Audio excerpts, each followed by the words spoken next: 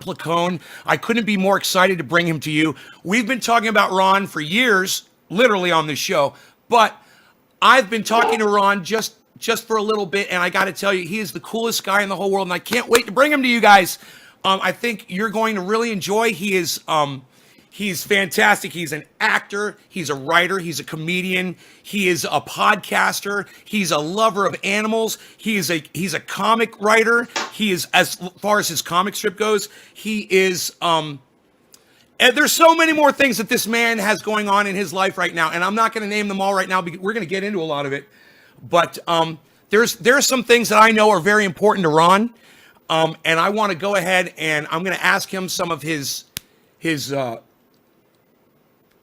some of the things that I think are the most important for him to talk about at the beginning of the show. So let's start. Instead of talking about you at first, Ron, and we're going to get into that, municipal broadband, go. Sure. So municipal broadband, for anyone that may not be hip to that term, means city-owned internet. And the reason it's really important to me, I've been paying a lot of attention to digital rights, pretty much my entire adult life.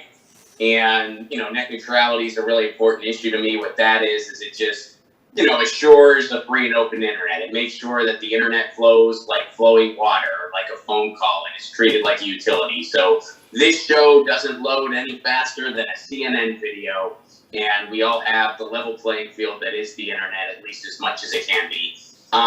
That protection went away in 2017 with Trump's FCC, and that's actually, we've had net neutrality since the advent of the internet. A lot of people, sorry, I'm having a little issue with my phone here. I'm using like a phone stand, so I'm just on my phone, so I'm kind of off the grid right now, and it's meant to be the other way, but whenever I do it that way, it comes in sideways. So I'm going to have to like refinagle it. No problem. No problem. But yeah, so municipal broadband really puts the internet back in the hands of we the people, because what it does is your internet is owned by your city, so you treat it just as you would treat a garbage bill or something like that. And the way I like to explain it to people, hey, look, whether you're the poorest resident or the mayor, we all want our porn to load as fast as possible. So you're going to get, so you're going to get good internet. And there's actually been a study that was done by Harvard that indicated that, because there is municipal broadband going on in the country, it exists already. Every city that's tried it, they offer better internet at a better price than the big cable duopolies do, because they are exactly that. The way internet was, rolled out in this country was all these big cable companies basically formed an organized duopoly, kind of mafia-esque, where they're like, hey, don't go on my territory, I won't go on yours. And they just wanted to price gouge people, so they don't build as quality of a product as they could, because they just want to keep raising the prices. If an area doesn't seem like they'll make enough profit to their liking, they just don't go there. So cities are taking it in their own hands, and I think that needs to happen on a mass level. We need to have municipal broadband everywhere in the country, because that kind of puts the net neutrality battle to rest once and for all. I totally agree with you on that, and I've been a victim because I live out in the mountains, so I understand how important it is for people to have access to the internet, and how it has really changed and evolved over time. I mean, 20 years ago, or maybe when the internet first started and people were like, access, and people were like, yeah, if you need it, you need it. But now it's just become a thing that's saving lives, and you just got to take it a lot more seriously.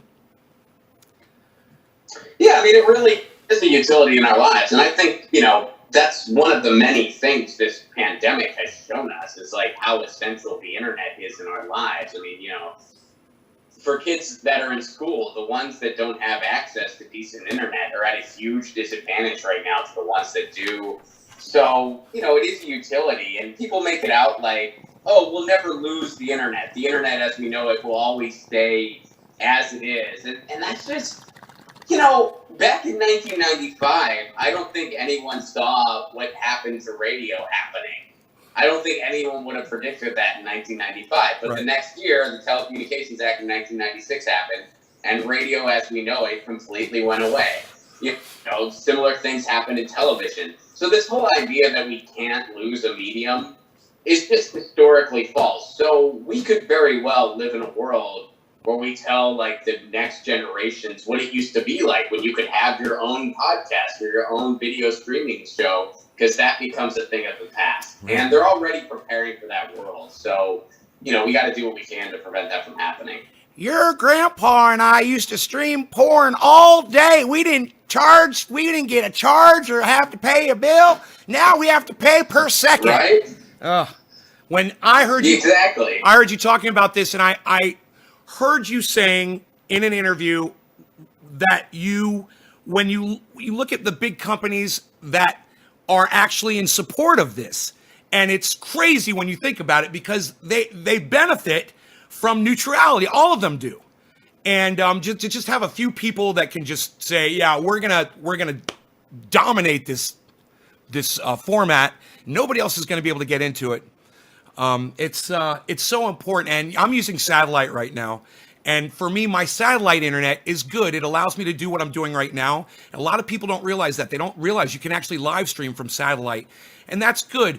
But when I went to try to get broadband to my home, the company wanted to charge me $164,000 to run 1 mile of cable down my road. And that was for about 20 homes back here. And they wouldn't do it. They wanted me to pay for the cable.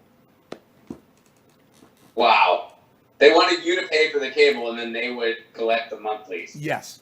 That's insane. Yep. But that's what they do. Like, they'll just refuse to build there. I mean, I had a condo in Tennessee once, and, you know, it was like a new development, like it was a newly built development, and our cable options were not good. It was basically Comcast or bust, because they were the only one that was willing to build in that complex, because they basically had an agreement with AT&T. Hey, we're going to go there, so you don't go there. So we were paying out the nose for, I mean, the internet wasn't bad, but we were paying out the nose for it. And, you know, I guess you're in like a rural area, and I know that in the UK, they did this thing where a bunch of farmers, and this was like as a result of the pandemic, a bunch of farmers just, they started laying their own cable with their tractors. And they just built this like great fiber internet infrastructure for themselves. And I think the upkeep, I think they all pay like €25 a month or £25 a month. And they have this fantastic internet now. So it can be done. Right. And it can be done on any level. I mean, I talk about municipal broadband a good bit. People will email me. They're like, what about my town? It only has like 2,000 people in it. I'm like, hey, Charlemont, Massachusetts has 7,000 people. They just got it. You know, so it doesn't matter how big or small your city is. Any city of any size can do it if they just really want to do it. And there's institutions out there that will come and help assess your situation so that you get the best structure that's meant for your area. You know, maybe if you have a lot of hills, that's a factor. If you have a lot of mountains, that's a factor. If you're flat, you know, you get the idea. So you guys, and when you get an opportunity, I want you to check out Ron Placone. And right now, while we're early in this interview, Ron, I want you to go ahead and I want to promote everything that you're doing, every show that you're on, and everything that you want them to know about. So go ahead and do it right now, please.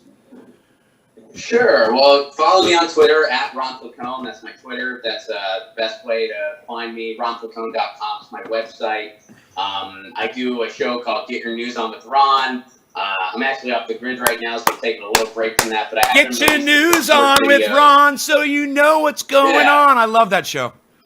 Sorry. I'm sorry. Keep going. Thank you, man. I'm sorry, man. Yeah, so I broke out into song. I'm sorry. I appreciate it. Thank you. That proves it's working, that theme song. It is working. Some people hate it, so, you know. I love it.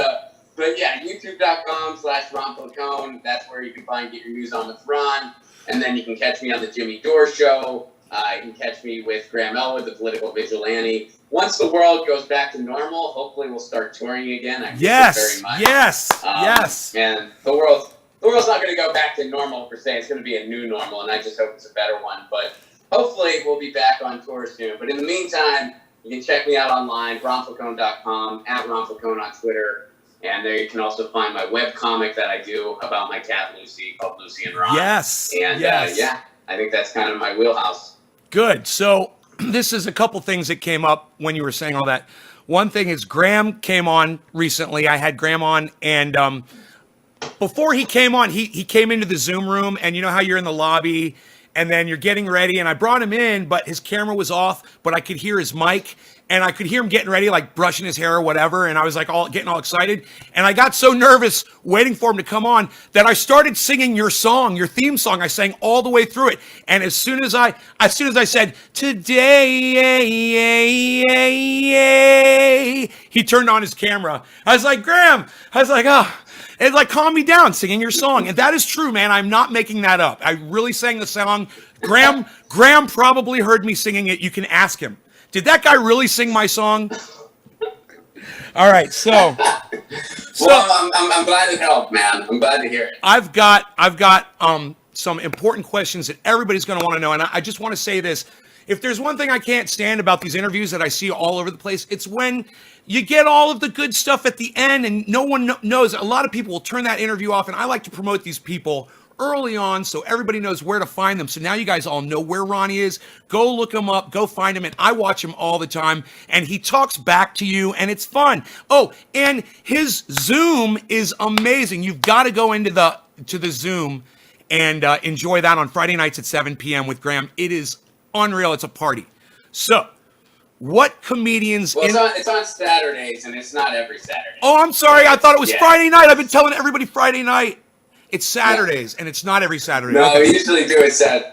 It's hard, man. During this pandemic, it's like, who keeps... I forget what day it is. No, I'm glad I made the mistake.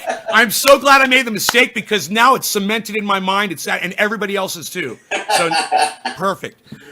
Well, yeah, we usually do it Saturdays, and we don't, but we always announce it ahead of time on Twitter when we're doing it. And once I get back to California, we'll probably do another one soon. So, yeah, okay. I'm glad you enjoy those. They're a lot of fun. It's all we got right now because we don't have live stand up, so it's the closest we got at the moment. It's just as good in my opinion. I mean, maybe not for you, but for an audience member to be able to type something while you're doing your stand up and literally see what they're saying. It's thrilling. It's thrilling for the audience. Yeah, it's a lot of fun, man. I mean, it's not quite the same as being there live. It's kind of like, I guess the most blunt way to put it, it's like masturbation versus sex, basically. But it's something when there's nothing. We can't be on tour right now. We can't perform live, so it's the next best thing. Right. And either way you do it, you still get off. So that's true. Yeah. Right? Yeah. All right, so I don't know how much time you've got, Ron, so I've got a ton of questions. I want to try to get through them. So, you ready? Ready for ready to walk through what do they call that when you get beaten? You got to walk through all these people and they're beating on you as you walk through what is that? A gauntlet. Yes, the gauntlet. You're going to walk through it's the garden gauntlet. Let's go. I like it. What comedians influenced you early on and now currently? Well, I was a huge Carlin fan growing up. Still am. I got to see his record. Let me stop you. Let me stop you right there. Now, as a child, I mean, you weren't watching Carlin when you were 7, 8, 9 years old, right? I mean, who was the first funny people? Yeah, go ahead. My first exposure was, I was pretty young. I want to say I was 12 or 13. And it was actually one of my friends had one of his books. Wow. And I think it was, 12 or 13 years old listening to Carlin, man. What a head start you had. Yeah, well, and it was one of those things where we were reading parts of it, and I think we probably only understood about half of it, Sure. I mean, I don't remember. I don't remember which book it was. I probably own the book now. At that age, I was listening. I didn't know which one it was. At that age, I was listening to Steve Martin, and I was understanding all of it. I had the album. Man. That's awesome. Yeah, that's such a lower level of comedy. Really got into. I know, right? It's stupid comedy. I never really got into him. But I loved his book. That book he wrote on stand-up. I really love that book. I think my dad bought that book for me. I didn't know about that. Really great this is the first time I'm hearing about it. I'm gonna have to check it out. Oh, you should read it. It's I want to say it's called Born Standing Up or something like that. I think stand-up's in the title somewhere. But yeah, it came out. When was it? It would have been maybe 2009-ish, around there. It was like shortly, I think it was around when Carlin died. But yeah, and at the time I was a very new comedian and stuff. So yeah, that was a really, really good book. Wow, man, I will check that out. Okay, so you had Carlin at a very early age, and that must have had that just must have twisted your brain at such a young age. Yeah, I got really into Carlin, and I didn't really get into comedy, like really into comedy, until like a little later. Like it was after college. I didn't get into comedy until I started doing it. Like I was a big music guy. I mean, right. I still So am. Like, stop right there. That's good. We'll go back to comedy. You were a host of a radio show in college called. Yeah, I had. What was the name of the show? Got it somewhere around here. So, well, I Bohemian, was it the Indie Bohemians? Oh, that was after college. That was Okay. I used to live in Nashville, Tennessee. Okay. And we had like a small, well, it's still around. It's called Radio Free Nashville, and they basically acquired a second signal that like made them citywide, and they still have it. So we were trying to really build up like a lefty morning show to kind of be like the alternative to all the other stuff on the dial, which this is, even though Nashville's a pretty, like a pretty forward-thinking town, you're still in Tennessee. So a lot of the radio is just like, right-wing syndicated Fox News stuff. Like that's pretty much the only thing on the dial. So we were trying to be like the alternative to that. We were trying to be like the lefty alternative in town. So we tried to build this like lefty morning show, and it didn't really catch on the way we wanted it to. I think because it's like, it was really a lot of work to build it from scratch, and there were so many delays in the signal getting as good as it needed to be for it to grow, and all this other stuff. But I did get to interview some pretty cool people when I did that show. I mean, I got to interview some of my favorite musicians, and so I look back at it fondly. Who and what kind of experiences did you have? I got to interview Billy Bragg, which was really cool for me. I occasionally I'll strum a Billy Bragg tune nice. or two, and I always like to say this song was written by a ginger socialist being covered by another one. And ginger socialist.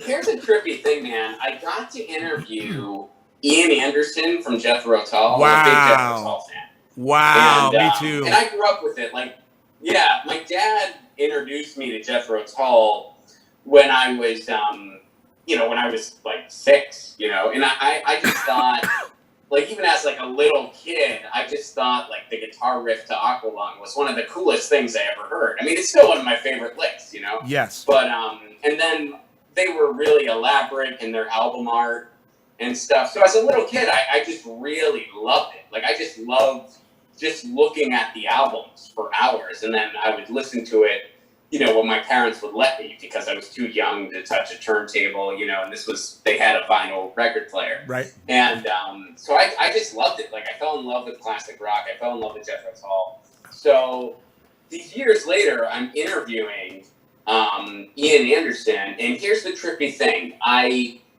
was traveling when I was doing it. Like, I was on the road, and I was passing through Pittsburgh, which is where I'm from, and that's where my family lives. So I was with my parents, and I needed a quiet place to do this interview. Now, at the time, my grandmother was, she was living in a community. She wasn't able to live on her own anymore at this time.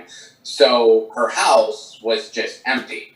So I was like, well, I'm going to go to my grandma's house because I'll have some privacy to do this interview. And I told my parents, I'm like, hey, I got to go to grandma's house. Can I get a key? I got to do this. I got to record this thing. And they were like, yeah, sure, go ahead. So I go to my grandma's house, and it was kind of a trippy moment because what I realized was that I was in the same room that my dad and my uncle were in when they listened to Jethro Tull for the first time. That is awesome. And it was like my dad's older brother would like buy the records, and then he'd show them to my dad. Right. So, it was kind of like a trippy moment. Like, I almost like got choked up a little bit, because I'm just like, man, this is where my dad heard Jethro Tull for the first time.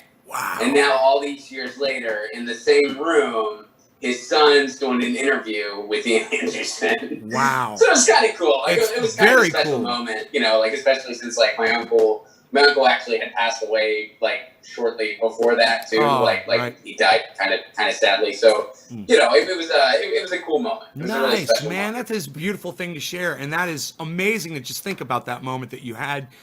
It's amazing, man. I mean, you know what I say a lot lately is like the chances of us all being here. It's like trillions to one. And the chances of us even being alive and breathing and being human, it's trillions. You know, trillions, and we can't even fathom the chances of the human race existing and all this stuff. And then for you to have that moment in your life, think of the chances of that.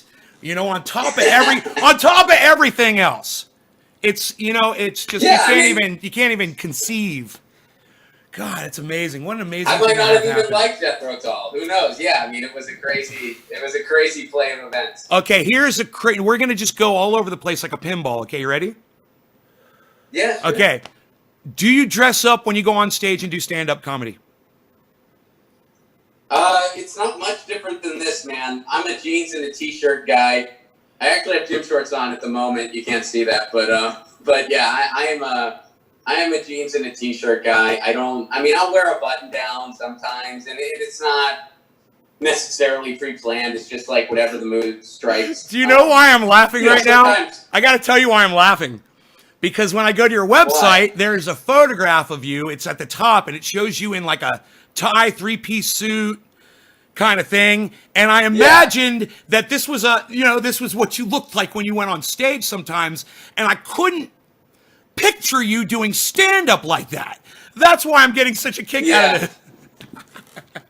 Yeah, no, that was just like I did a headshot thing, and they wanted some of them in suits, and then some of them from that same shoot. Like there's ones where I'm in a State of Alert t-shirt, you know. So we mixed it up, but yeah, I don't wear a suit to do stand up. I just don't. I mean, I don't feel comfortable. No, and it's important to feel comfortable when you're on stage talking to a bunch of people, and that helps. Is just the right attire can make you feel.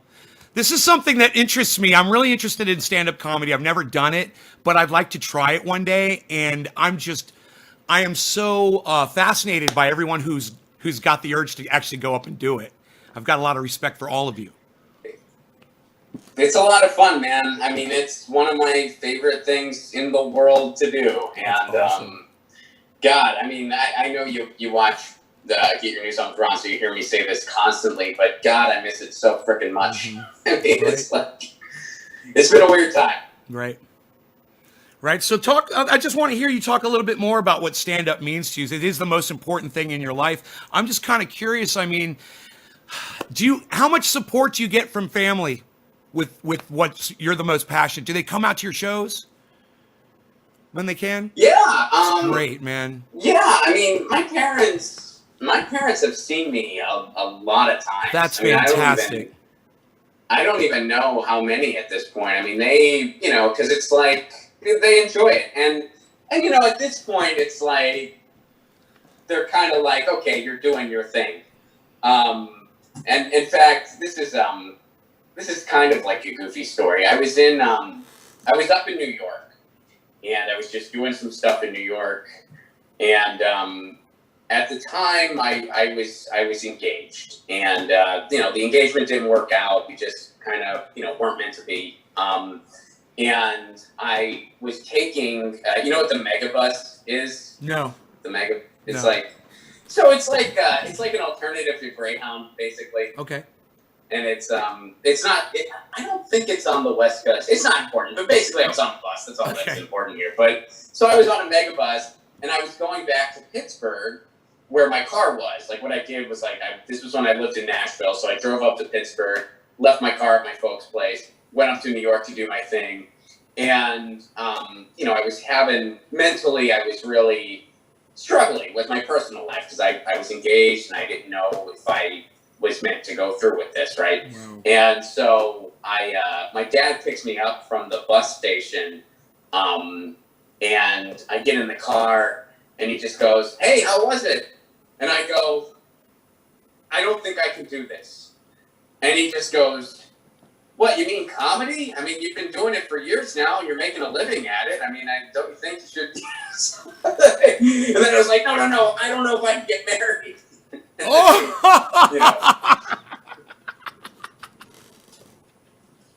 Oh, that's hilarious.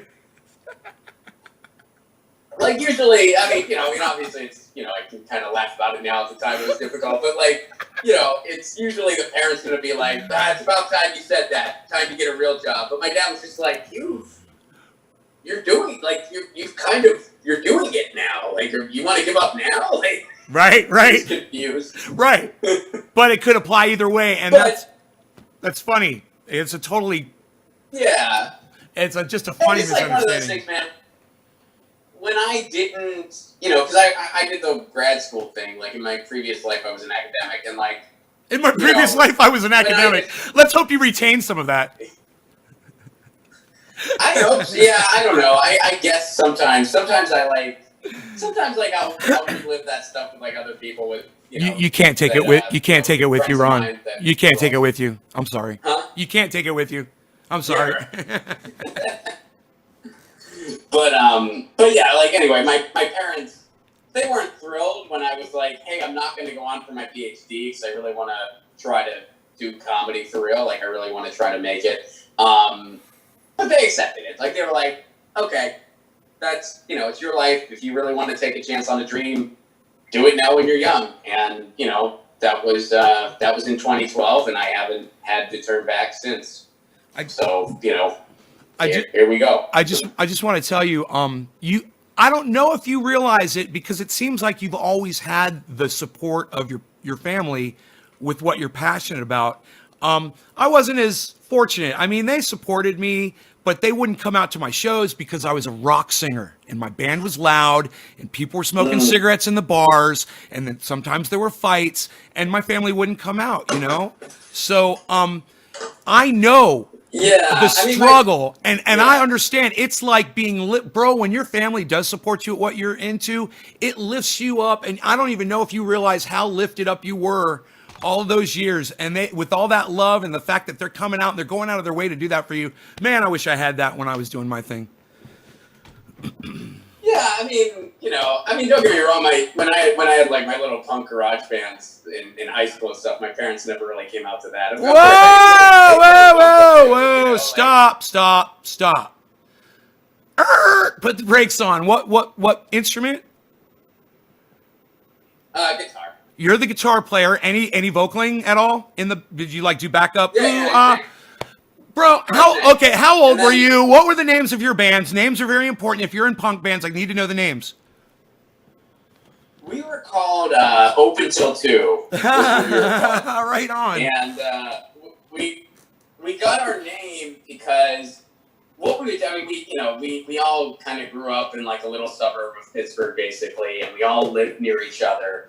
And we would, in my neighborhood, there weren't a lot of kids into punk rock, I mean, in the city, there were, there was a punk rock scene and stuff. Pittsburgh actually, had a pretty good punk scene, still does to my knowledge. But, we were like just nerdy kids in the suburbs that were too young to drive. So it was like a foreign world to us in many ways. And in our suburb, there weren't many people into punk rock there. So What we would do is we would skateboard, and then we would go have band practice after we were done skateboarding.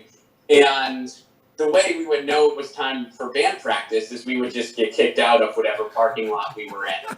And one of the parking lots we went to a lot was the local Taco Bell. And at the time, that local Taco Bell was open till 2. So there was a big sign on the door that said open till 2. So we called our band Open Till 2. That is awesome, bro. That is so cool. I mean, dude, we were pretty, I guess, whenever I look back on it, I always say, I'm like, well, it definitely taught me a lot about a work ethic, because it's like, just the practice, we really went through a lot, because we didn't have cars. So what we actually did, and we couldn't always practice in the same place, because sometimes we would practice in my parents' basement, and they would eventually be like, we can't today, I'm sorry. And sometimes we would practice in the drummer's garage, and sometimes his parents would be like, not today. Sorry. So we had to like go back and forth. And then the bass player, his parents were like, don't even come in here. Right. So like we would actually take our equipment in a red wagon. Like, you know, one of those like red wagons that you have as a kid. Little red, we would red flyer, our PAs in our, yeah. We would lug our PAs in a wagon to go to one house or the other. And this is Pennsylvania, so it's hilly. It's super hilly, man. Goodness. And we would like pull our wagons and shit to go practice somewhere. The wagon train. By the time we were, we were just sweaty and exhausted. And then it'd be like, okay, time for band practice. That So is we never had short practices. dedication, folks. Dedication. Ron Placone showing you what dedication really is at such an early age.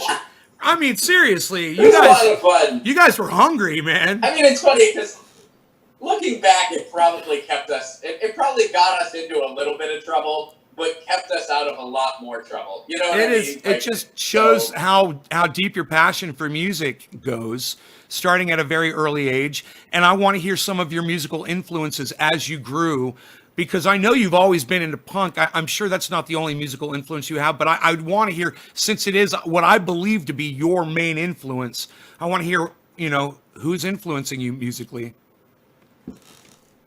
Yeah, I mean, I listened to a lot of stuff, but like to kind of give you, you know, the evolution of it all. You know, when the first thing I was introduced to was classic rock, and I still love classic rock to this day. You know, and when I was a kid, it was like Jethro Tull, who, you know, still one of my favorite bands. I'm a huge Springsteen guy. I love Springsteen.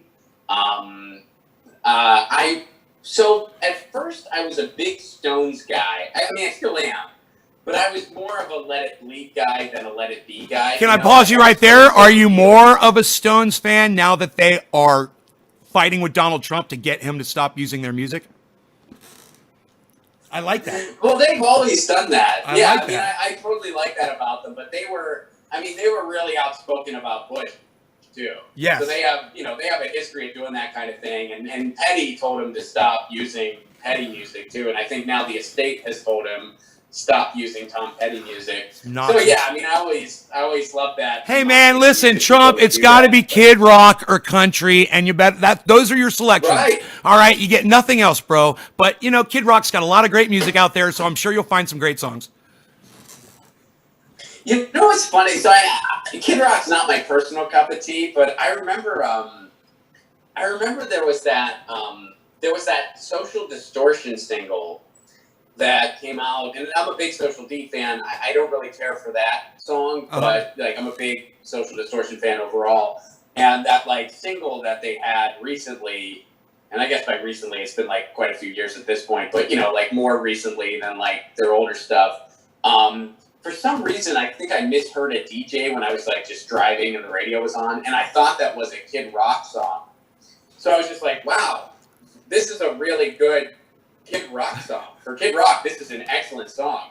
And then I found out it was Social Distortion, and I was like, wow, this is a really not so great Social Distortion song. This is like one of No, my least the favorite. DJ said those kids rock. That's what he said.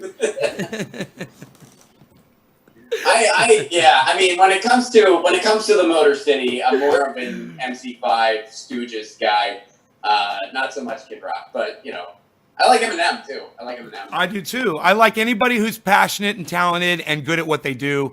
I like any musician. You know what, man? I've blacklisted entire genres before, and I learned that I was restricting myself and limiting myself, and I'm open to everything now. I mean, there can be someone literally banging trash can lids together on a street corner, and I will get some kind of value out of that. You know, it doesn't matter anything. I think that's the hipster belly stuff that was really big a few years ago. Mm-hmm. And you know, I mean, I dug all that stuff too. I mean, yeah. So for me, it was kind of like classic rock, and then like as you grow older, you really want to find something that's your own, right? And for me, that was Nirvana. Like I discovered Nirvana when I was 10, which would have been like pretty much right when Kurt Cobain died. But like I discovered Nirvana, And that just blew my mind. Like, I'd never heard anything like that ever. And I loved it. And then from there, Wait, stop. Whoa, stop at Nirvana. Hold on. What was it about Nirvana that really grabbed you? I loved just the emotion of it, the rawness of it, the fact that, and at the time I was like, at this point, I was kind of, messing around on guitar a little bit, trying to figure out some chords. And, sometimes when you listen to like, a Jethro Tull or a Led Zeppelin, it's so musically complex, which there's nothing wrong with that. I mean, I love it. But, when you're a kid trying to like, bang around in a garage, sometimes that just seems so unattainable, because they're just so, good. And meanwhile, like Nirvana, I mean, that was just... I could do this. I can achieve that. Yeah, right. Like man, what have I been thinking? I love the songs. Keep it within my just as abilities. Much, and I could play it, So I got really into Nirvana. The melodies, the melodies, Nirvana's melodies and their hooks. Bro, Nirvana would literally have 3 hooks in a song and repeat them over, and you'd be like, wait, that's so catchy. Yeah. Then they'd hit the next one. You're like, whoa, that's catchy too. And then they'd hit the next one, and you're like, this is all in one song. They were just so, they knew how to grab you, man. I loved it. I mean, they knew how to craft a perfect pop song. How much credit do you give do you give their drummer? Oh, a lot. Well, I mean, and multiple drummers. I mean, it wasn't just Dave Grohl. I mean, Chad Channing, he really kind of innovated the way drums should be played in that band. And Dave will even attest to that. He'll be like, look, with Nevermind, and I think that Dave Grohl is a better player than Chad Channing was. But he still kind of duplicated those parts, The energy, there's an energy, like a chaotic energy to it that it's hard to put your finger on it. But yeah, you're right. He carried it on. Yeah. He really did, and yeah, they were just a fantastic nucleus. Even later, like when Pat Smear joined, like I really love what like Pat Smear brought to the band. Around like the In Utero times and stuff like that. Mm-hmm. So. Yeah, and they, it's funny, I don't know where I found the footage, but I heard it somewhere where you hear Kurt covering a couple, like, John Lennon tunes. Mm-hmm. And when you hear that, like, you realize just how Beatles-esque they really were. Mm-hmm. And just how, he really knew how to craft that perfect pop song. Exactly. I mean, it's like, even early on, Exactly. I mean, About a Girl is, like, a perfect pop song. And that was at a time where, like, it wasn't cool to do that. Like the sub pop world, it wasn't okay to necessarily do that.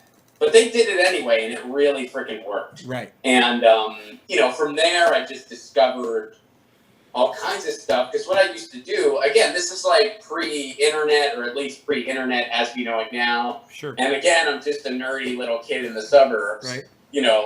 Like trying to gravitate towards any dose of culture I could grab that wasn't just, based around a football team, I grew up in Pennsylvania. And so I remember I got like some of the books that were out by Nirvana, and I would just like go through them, and I would look at Kurt Cobain's t-shirts, and whatever t-shirt he had on, I would go out and try to find that band and get their record. Right. So I wanted to know who Black Flag was, and I wanted to know who Flipper was. Sure. And I discovered all that music, and then I also had a friend, Dave, who is still my friend to this day. We've known each other most of our lives at this point, and Dave's like a year older than me, which now we are the same age, but back then he was like way older than me. Like it was like, oh yeah, Dave's real experienced, and he was into punk rock. I don't know how he got into it initially or how he got introduced to it, but he was into punk rock, and he had this backpack where he would take you remember like the whiteout pen that used to be really popular like back in like the late 90s and stuff. Sure. He would write band names all over his backpack, and I would just look at Dave's backpack and like remember one of the bands, and then I would go out and buy that record and I'd listen to it, and then I would talk to Dave about it as if I always knew about it. I'd be like, I'd be like, oh yeah, Fugazi. 13. I really dig that record, man. Start to finish, Waiting Room. Meanwhile, like a week ago, I didn't know who they were. I just saw them on Dave's backpack. Went out and bought the album. And then Dave was like, wow, you know about it? I'm like, yeah, I know about this stuff. That's awesome. And then years later, he found out, because I mentioned it on like a podcast, and he heard it. Like, he listened to it. And he heard me say, like, yeah, I would just like, and he texted me, and he's like, dude, I'm like giggling hysterically on a train going to work right now because I'm listening to you talk about my backpack from when we were 12 years old. Right. But anyway. Was music involved in any way in getting you into politics and activism? Oh, absolutely, man. I mean, you know, a lot of the messages, you know, I mean, especially like bands like Bad Religion and bands like, you know, I grew up in Pittsburgh. Like the biggest punk band in Pittsburgh is a band called Anti-Flag, who's still going today, and they were very outspoken politically. And you know, I think at first, as a kid growing up, I didn't understand a lot of those messages. Like I just didn't really get what they were really singing about. And then years later, like I realized, like, oh, this is what all those bands are singing about. This is what they're talking about. And I just appreciated it all so much more. So yeah, I mean, those messages were definitely earworms that later, as I grew up and, you know, Iraq happened and I discovered Noam Chomsky and I discovered, you know, all this stuff in college, you know, it definitely scratched each other's back, you know, so. You've been paying attention to politics for a long time then. Yeah, I mean, I was earlier than some, later than a lot. I mean, I was not into politics in high school. I just didn't have a political opinion. Who was the president when you were in high school? Who's the president? When I was in high school, it would have been Bush, W. And I didn't really. You didn't have feelings either way about the president? Well, in 2000, I didn't really care for Bush. But I also didn't care for Al Gore, and my only reason was because I knew what Tipper did with music. Oh, that is so crazy that you say that, because I was an Al Gore fan because of, I felt like he gave a crap about the environment, and that is so funny. Right. I hated what Tipper Gore did, and I never held that against him. It's so funny that you say that. I never even put those together. Yeah, I mean, I was just a high school kid, man. And I didn't have political, I couldn't tell you the first thing about global warming back then. Or, you know, I was just a kid with a skateboard and a guitar, and I wanted girls to like me, and I played in a band. And so to me, it was like, well, Tipper Gore's a fascist, but so is Bush, so I don't care, the system. So that was the extent of my political astuteness. You know, I just wasn't. But then, those days, it was so nice and basic, man. You know, and then you could go on with your life, right? Right. I mean, I just didn't, you know, I mean, I had a very small world at that point, really. Right. And then when I went off to college, and this is when Iraq was really vamping up, and this is when, you know, friends of mine were getting sent over there. I didn't know why we were over there. I was in school too. During that time, people were coming back, and I was hearing horror stories from my friends that I was in school with. Yeah. Yeah. Yeah, and you're just like, why are we over there? Like, why are we? You know, I mean, especially when you're starting to wake up politically, you're just like, they didn't attack us. Right. It wasn't Iraq. Right. Why are we there? And then you kind of, for me, it was like I kind of read about, I saw a documentary called Outfoxed, which kind of really breaks down what cable news really does and looks specifically at Fox News, but kind of, you know, goes bigger circle. And then I started reading Noam Chomsky, and then I started reading, you know, about like media reform, and then like the floodgate was off, and within like a couple months, I was just really down this new rabbit hole where I was just starting to wake up politically, and I was just realizing like, oh wow, and then, you know, that just kind of eventually led to present day, I guess. Right. So, whenever I watch you doing your show and I listen to what's going on with politics and things like that, one of the things that I've always talked about on my show is politics. And recently, I've watching with COVID, with Trump, with the protests, starting to feel like it might be breaking down a little bit. And I look at three things as an example as the breakdown of our political system.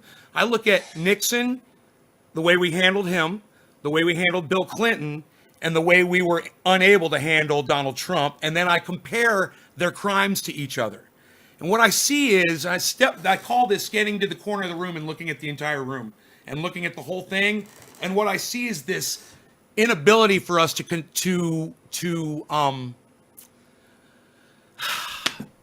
deal with the people who are in power, and even the other people who are set in power to balance it out are just sitting there with their hands folded, collecting their checks every month. How do you feel about that? Do you see a decay over that time period? Well, I think that, and it goes beyond Trump. I mean, it goes to like our system as a whole. I mean, yeah, I think we're seeing just exactly what a disaster it really is. I mean, especially with this pandemic. I mean, we're realizing once and for all that our government is just a corporate coup. That's really all it is. We live in a banana republic, and all bets are off for that. They've made it very clear their first priority is just making sure the 1%'s happy, because that's who essentially at the end of the day signs their paychecks. And they have told the people to go pound sand. As far as Trump goes, I mean, again, it speaks to the system, because this is a guy who every day commits gross financial crimes and conflicts of interest, and none of that stuff was looked at all in 4 years. Why wasn't it looked at? Because Democrats and Republicans are complicit in it. They're complicit in that. They're not going to look at the actual financial, where he's like conflating stuff with his hotel and all these other things, and it's gross amounts of money. Meanwhile, like Jimmy Carter had to give up his peanut farm. They're not looking at any of that. Instead, they'd rather, talk about Russian memes for 4 years, because they're not going to talk about any of the actual crimes that they themselves are complicit in, because then they might get in trouble too. Right. So that's what we've seen for pretty much 4 years. And when you point stuff like that out, I'm not saying that Trump isn't corrupt to the T. He is. Trump is insanely corrupt. The problem is the system enables him. He didn't take a wholesome system and contaminate it. It's a contaminated system. He's the whitehead at the top of it. He's the zit on the forehead of our contaminated system. Yes, he is, and I'd like to pop that zit. Is that coffee? Is that coffee you're drinking, Ron? This is just coffee, yeah, man. I'm not even though I'm in a different Coffee time zone. If we were both on the West Coast right now, I would have had to have accepted a later time slot from you, because I'm not a morning person. But being this is a little bit later for me, this is a more common hour for me. Okay. Where did Lucy come from? Lucy is my cat, and we go back to my senior year of college, where I was just living in a house with two of my buddies, one who was just recently a groomsman in my wedding, and we wanted a cat because we had some mice in the basement, and one October, Lucy just ran into the house, right, and wouldn't leave. My roommate Sean went out to have a cigarette. Lucy just ran inside. That is a crazy. And I would have never guessed that Lucy just showed up at your door. She just showed up. Showed up, and she was a stray.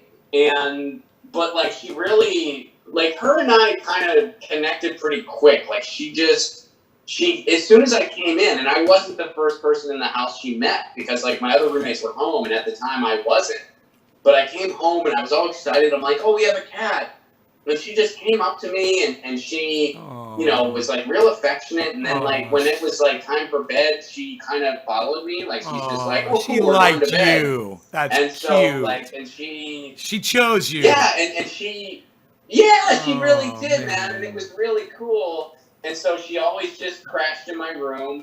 Man, I would love to see a comic strip about that. I'd love to see a comic strip around that. The history. A throwback one? Yeah, that would be so awesome, man. Was she a little I'll kitten? keep that in mind. Was she tiny? What? Was she like a little kitten, or was she full grown? Oh yeah, she was so tiny. I want to see because cartoon kitten Lucy, man. we didn't get her fixed right away because we were just broke college kids. So at first she was still going in and out of the house. Like we lived in a little, college, like it was basically like an animal house type deal, and it was really funny because we would have like keggers and stuff. I mean, we were college kids. We'd have keggers. I like the kegger reference. I like the kegger reference. I caught your kegger reference on your other interview the other day, but that's okay. We'll keep going. Oh yeah. Well, yeah. So she would just show up, and like people at the party, they'd be like, "Hey, there's a cat just like walking around here," and she came in from outside, and I'm like, "Yeah, she's with us. That's our cat." Oh. So she was, even back then, she was a social butterfly. That's so cute. She liked to be around people, and she would kind of like just mingle at a party, like she was a person almost. And yeah, and then when we left that house, I kind of was like, "Hey, can I keep Lucy?" And they were like, "We kind of thought you would. I mean, she's kind of really become your cat." And I'm like, "Great." So I kept her, and yeah, we've been together ever since. She's seen a lot of places, that cat, which it's too bad cats can't appreciate that kind of thing, or she would be able to celebrate how well traveled she is. But cats don't really care about that stuff. So, so she dominates. Does she dominate your world? Because my cat dominates mine. Being a cat owner. Oh, totally, man. Yeah. She runs the place. I just pay the bills, and my wife is actually mildly allergic to cats, and to her credit, she kind of was willing to adjust very early on. Like she was just like, "Yeah, there's no way he's going to tell this cat she can't sleep on the bed with us. That's not going to happen." So I just got to get some Benadryl, and she was very kind. She was very, very kind. So what I'm interested about the comic, was that your idea, or did he approach you? You've got a partner that you work with on that? Yeah, it was a little bit of both. I would write them, but I can't draw a stick figure to save my life, man. Okay. And so I would write these like dialogues between me and Lucy, and I mostly put them on my Patreon. That was like where they were, originated. Like I would put them on my Patreon, and Chris was one of my patrons. He was a fan of the Jimmy Dore Show, a fan of Get Your News On with Ron, and he just reached out to me and he goes, "Hey, I'm an animator out of New York. I really love these things you're writing. Would you want to make a comic out of this?" And I said, "Sure." And so yeah, we've been working on Lucy and Ron ever since. It's still pretty new. It's only been around like a little over a year now, and for the first year we didn't really even promote it much. I just kind of we would just make them and I would tweet them out, and that was it. We were just like, let's just get good at this. Let's make a great comic. And now we're starting to take it a little further. We actually got into CatCon this year, which COVID ruined that. Congratulations. But, we got in. Thanks, man. Yeah, we were really, and there's going to be a virtual one, so we'll see what happens. We might still participate in it, but either way, it's like, okay, we have that relationship now, so hopefully we'll start, being in the CatCon world, which is, for like a cat comic, that's sort of an essential, relationship to have. Right. So, it's pretty cool, and we're hoping that the next step's an animated series. That's, one of the writing projects I've been kind of diving into, especially during COVID, is trying to make an animated series out of Lucy and Ron. Wow, so cool, man. I'd like to see them come to life. That would be great.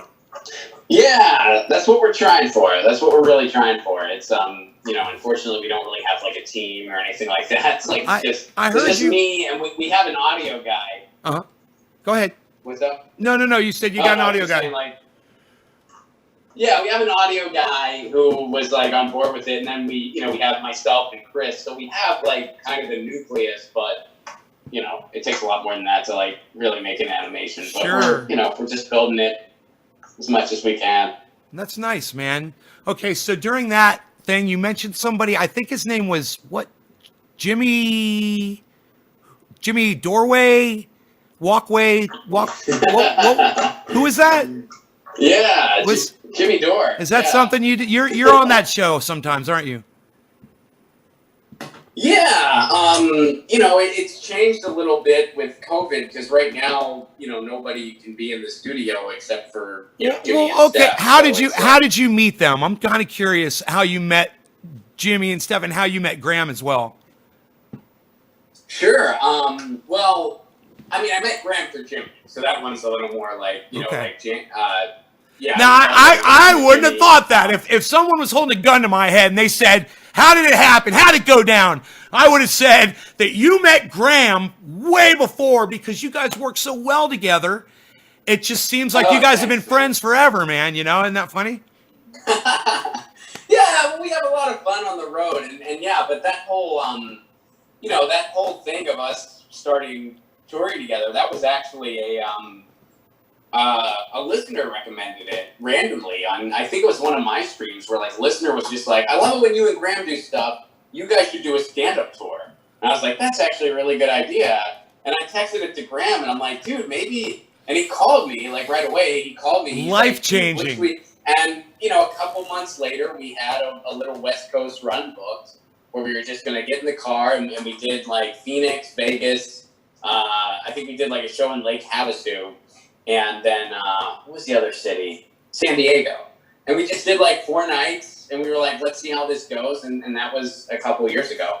Wow. And, we look forward to rescheduling a very big United States tour. We're gonna reschedule all the cities we've missed this year, which is almost all of them. And, Sure. And we're gonna schedule even more cities. Excellent. Because we decided, like in the future, we're just gonna do it band style, and we're just gonna kind of get in the van so we can play as many cities as possible. Right. And just do like a 5-week tour. So I look forward to when that happens. But yeah, I met Graham through Jimmy. Like I was already doing stuff with Jimmy and Graham, started coming into the studio some and we became friends that way.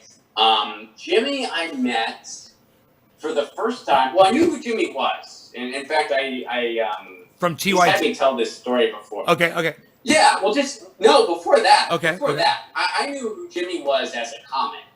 Jimmy had, just keep in mind, 2004 would have been when I started really, really getting into politics, 2003, 2004. And that year, Jimmy had, I think it would have been his first. Yeah, I'm pretty sure it was his first Comedy Central special in 2004.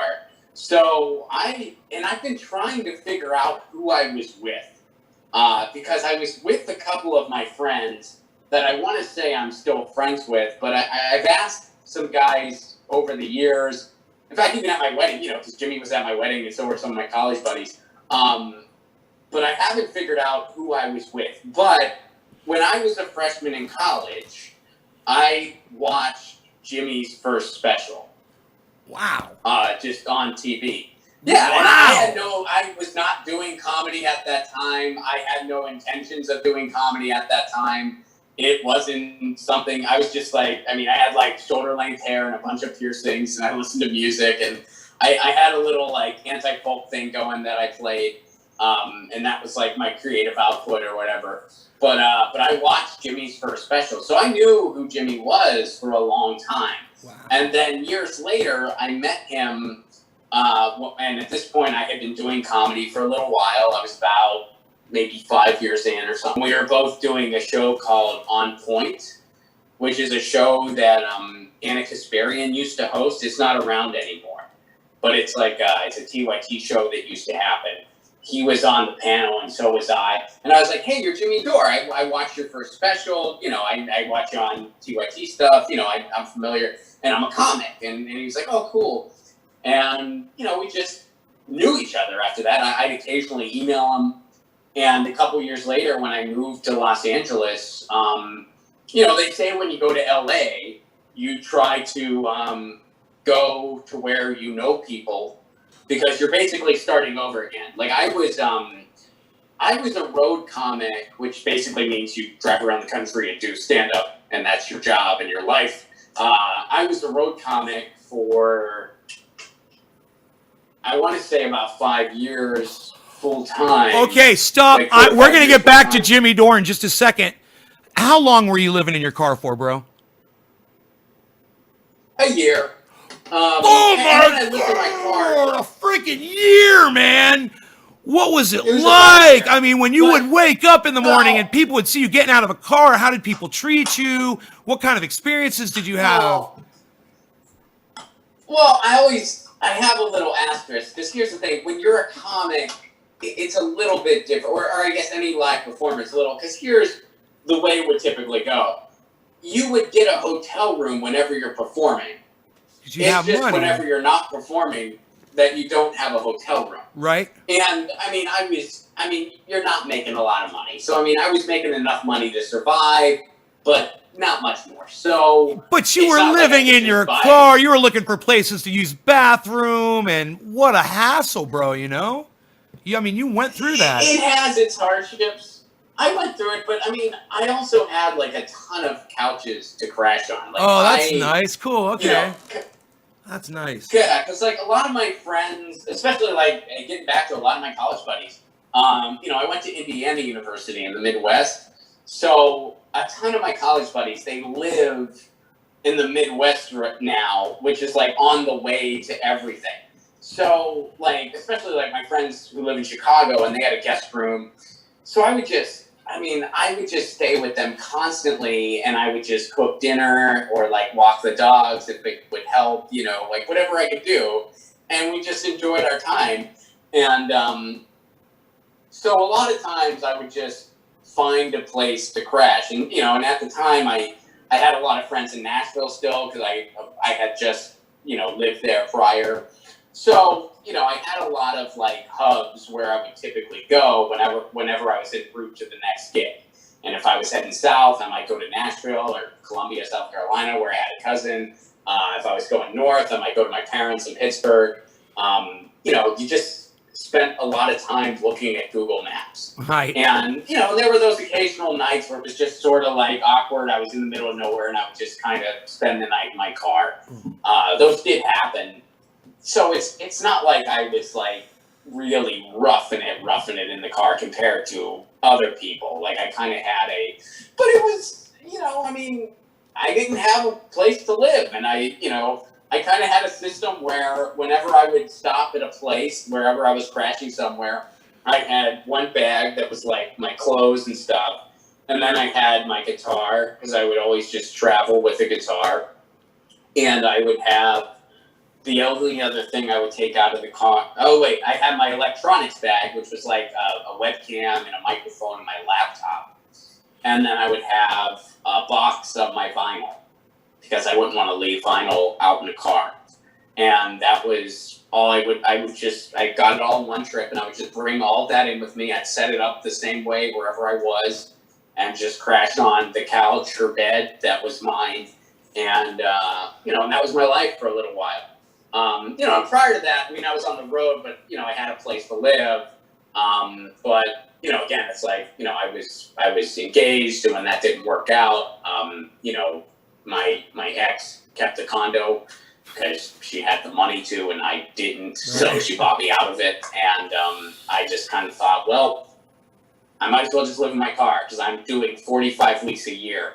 There's no reason I should pay rent. Like, why should I pay rent somewhere? Why would I pay rent for a place I'm going to be at 7 weeks a year? Did you ever have like the police come up to you while you're sleeping in your car or have a problem like think that, somebody was going to try to rob you or anything?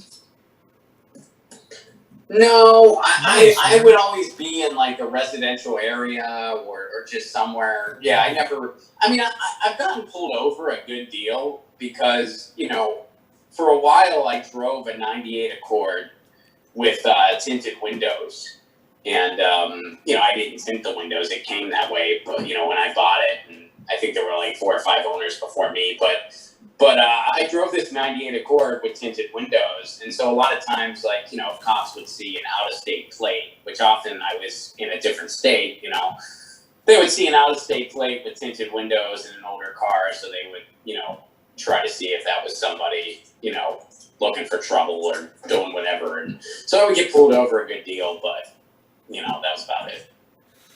So let's get back to Jimmy Dore.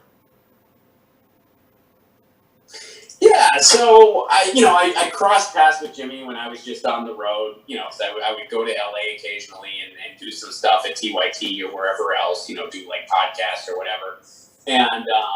And was he already married to when Steph? I moved to LA, Was he already married to Steph at the time? I believe so. I'm pretty sure they were definitely together. I don't. So that's how you met. I don't recall. You met Steph through Jimmy, is what I'm wondering. Oh yeah. Okay. I knew Jimmy for a little while before I met Steph, but Okay. But what happened was I moved to LA at this point. This is like I'd already met Jimmy. We knew each other. We emailed back and forth. Like I knew who he was. And I moved to LA.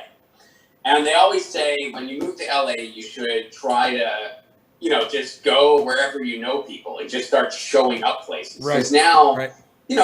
My road resume didn't matter anymore. Like no one in LA cares that you were a road comic. Like it doesn't really mean all that much. So I was basically starting over, and I was just this anonymous dude in LA. I kind of figured I would eventually get a writing job somewhere and that'd be it. But so I'm looking at the calendar, like there's a couple websites that list all the comedy shows in town and stuff like that. So I'm looking at the calendar and I'm thinking, well, where should I go tonight to try to talk to whoever will talk to me? And at Flappers Comedy Club, the headliner was Jimmy Dore. Huh. So I just go and at that point that was when, the Jimmy Dore show was already popular, but it was kind of getting, you could tell it was kind of approaching the next level. You know what I mean? Because it's like it was like a sold out room and there were just a lot of, and this was like 2016. So like a lot of Bernie t-shirts and stuff like that. And I'm like, oh man, this guy was just he was just doing stand up. It wasn't a live Jimmy Dore show. It was just his stand up set. And, Steph was the feature act that night, so she was on the show too. Oh, cool. And, so afterwards I just kind of, went backstage and I was like, hey man, and he recognized me. He's like, Ron, right? And I'm like, yeah. And we shook hands and I go, yeah, I moved here. I live in LA now. And I remember he was like, oh, it's about time. Where were you? You were like in Oklahoma or something? And I was like, no, Tennessee. And he's like, yeah, right. Somewhere. He meets a ton of people, sure. And I was like, well, I live here now. I'd love to, do something or help out with the show if you're looking for people. And, a couple weeks later, he invited me to do panel. Get out! No, bro, you didn't have to fucking knock on doors. You didn't have to do the whole LA begging and groveling. You didn't have to suck dicks. What the fuck? Nobody gets it that easy, man. Thank you, Jimmy Dore. I just want to say thank you, Jimmy Dore, for doing this for Ron Placone. Thank you. Wow. Wow. Yeah, no, it was really cool. He invited me to do a panel. I did it, and it was a rush, man. The first time I did panel with him, I just felt like, I felt like, because I had done, other political talk type things, and I was trying to do, as many podcasts as I could to just get better at it. And then, when I first sat in with Jimmy, I kind of felt like, oh, man, I was a college player, and I just played my first day in the NFL or something. You know what I mean? Like I felt like, oh, these are the big leagues. And it was intimidating. And I actually thought I did a terrible job. And maybe I did. I don't know. It was years ago. But I guess I did good enough that he thought I was worth having back. So, he had me back and and then I started writing for him. And then it just, kind of morphed into, what it is. Whoa, stop. What do you mean you write for him? I don't know how that works. What do you mean you start writing for him? I write for the show. I don't write everything. I don't write all the jokes, but yeah, some of those, and, the way it works is it's just pretty, it's pretty casual. It's like Jimmy will have an idea. He'll have something he wants to cover and, he'll send it to me and I'll try to come up with some jokes for it, you know, like some just funny lines. Does and stuff, and does Jimmy I send it do back. and Jimmy does your jokes on the show? Yes. Some Bro, Yes. I had no idea. That is so fucking cool. I mean, I had said at the beginning of the show, and I'm so glad I did. I said, "You're a writer." Yes, he's a writer. He's a comedy writer, and he writes some of Jimmy's jokes, and I think that is fantastic. And Jimmy does a great job of reciting your jokes. I must give him credit too. You write great jokes. Yeah. Well, thank you. Well, just to clarify, it's just for the show. I don't write. Yeah, no, any that's of I the know, stand-up or bro. anything like- he does all that himself. I watch Yeah. the show all the time, man. Yeah. I am on it. I got these guys watching it too. But I want to switch gears for just a second. Let me just ask you a question. Do you want to take a little break? Do you want to take like a 5-minute break? Because I'm fine to keep going. If you're fine to keep going. No, let's keep going, man. Because I Good, mean, I good. gotta hop off at some point. Good, Yeah, let's good. keep going so you get Good. all your questions. in. Okay. I'm curious about if you're familiar with Graham's movie Earbuds. Oh man, this is so embarrassing. So I've seen bits and pieces of it, Okay. but he gave me a copy a long time ago. Right?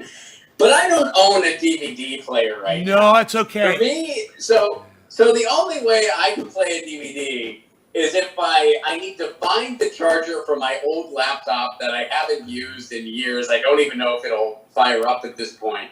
I need to find the charger for it somewhere, plug it in, let it get a little bit of life, and then see if the DVD player still works. That's the only way I'd be able to play a DVD. And now it's kind of like a running joke. It's actually a running joke between Graham and myself in the car. Like, whenever it somehow comes up, he'll be like, yeah, you know, someday when you actually watch earbuds that I gave you years ago, and I'm just like, yeah, you know, I'm going to go to a pawn shop, find a guy that has an old 8-track player, you know, like we make jokes about it. But I've actually never watched it straight through, and I really need to. I've read the book.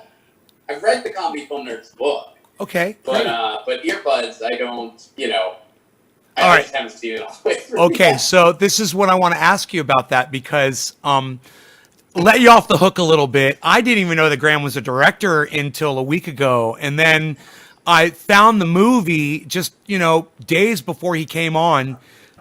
I purchased it on YouTube for $13 so I could watch it because I saw it was like a 2-hour thing and it was about podcasting. And I thought to myself, man, this is something that I'm into passionately. You know, I do it 3 times a day and I've done that for over 5 years. So I wanted to see what this was about. And I knew it was something I was going to be interested in. So I went ahead and I watched the movie. And it touched me in such a way, more of a way than just about any other movie ever has. I got to know Graham in such a way that I didn't know the kinds of things that man had done. And it opened my eyes to a lot of things and it's changed my life. And it was the best goddamn $13 I've ever spent on YouTube. I would recommend everybody go do it. You too, Ron, go spend the $13. And man, I will super. might be the only way I can watch I'm it. gonna fucking go into your live today, and I'm gonna do a $13 super chat. I can't do that. I'll do a whatever. So you can do that, man. It's gonna be for earbuds. I'm buying it for you. Everyone should have a copy I'll of be it. on the lookout. And it'll be the best goddamn 2 hours. And you know what, man? I thought I was going to be watching something about podcasting and basically Joe Rogan. That's what I thought I was going to be watching. I'm a huge Rogan fan. I was like, yeah, I named my dog Rogan. So I'm like, oh, I'm going to be watching this. Joe Rogan gets like 3 minutes tops in this thing. It is all about relationships. It's all about people. It's all about the kind of things that you do, Ron, when you go out and you meet the people that watch you doing your podcasts and you realize how you have affected them. Ron, you've changed my life. You've affected me. You've affected my audience, and you go out and you affect other people all the time. And it must be, you know, it is just such that to feel that connection with people. And when you go out and you actually meet these people, and that's what Earbuds is about. It's all about the relationships and the way lives are changed, and the way podcasting has just become this way of life for many people. And it's a healthy thing for a lot of people. It can be unhealthy too, you know, and I'm trying to, I've treated it in an unhealthy manner sometimes, and I've tried to not bully people and, you know, and scream and yell and whatever, but that's how I got to where I am today, from screaming and yelling. That was always been my thing. That's why my voice is hoarse. I've got a little bit of a hoarse Yeah, voice. man. Well, I gotta watch it. You're right. I mean, I really need to watch it. And yeah, I mean, Graham was also involved with. They did a podcast festival in LA. It was like just LA Podfest, and I only got to go to it once, and it was such a cool event. I mean, I got to do it with Jimmy, and you know, it was such. I had so much freaking fun at that thing. But you know, it's a lot to put something like that on, I guess. So it's not really a thing anymore, but. Maybe it'll come back. I don't know. It'd be cool if it did. Yeah. In fact, when I had Graham on, he said, the people in that movie, he says, I'm still talking to, we're still family, it's amazing. So let me get off of that subject, move on to another one. I'm a cannabis-based show. And this, we're superimposed right now over my garden, which is, it shows an organic grow of, 10, 11 foot tall cannabis trees. There's 6 of them, and they're surrounded by vegetables that I'm growing organically. And then you and I are superimposed inside that garden. It's a beautiful thing. And I know that you are a supporter and a user of cannabis. I was just wondering, what do you prefer, sativa or indica? Sativa. That's your thing, man. Sativa. Baby. I mean, I like hybrids. Like, I'm not. Oh, no. I do if too. If I want to go to sleep, like an indica is cool. But I usually like to still feel alert and stuff. Like I don't need help falling asleep most of the time. So and plus I don't really. This is such I know so many people say this, and I feel like it's such a cliche, but it is the truth. Like I don't really care for sleep much. Like it's something I do because I have to, but. Mm-hmm. But I don't like doing it a lot. Like I like to do it as little as possible to feel good, Like I don't like to do it more than I have to or less, just enough so that I'm good. Right. But so yeah, I prefer a sativa. Nice. I like a nice fruity strain myself as well. I've got this is kind of a weird question. Which current musician best represents our current social and political status? Current musician. Wow, that's a really cool question, and thank you. I feel like it's so hard to just pick one. I'll pick a couple. All right, great. That's what I want. I think Killer Mike. Mm-hmm.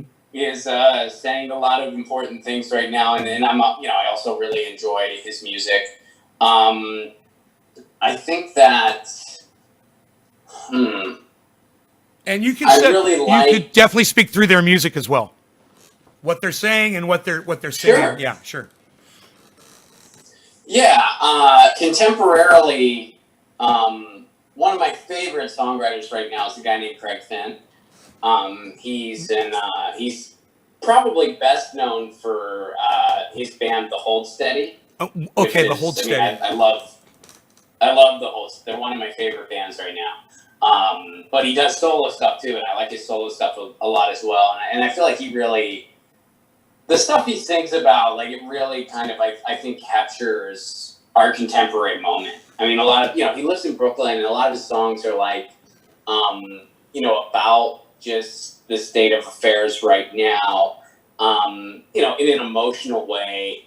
And there's sort of this underlying positivity where it's like, we're going to come out the other end and we're going to be a stronger humanity for it, which, it's a hope that I myself hold on to, I really hope that that's the reality, and I think it can be.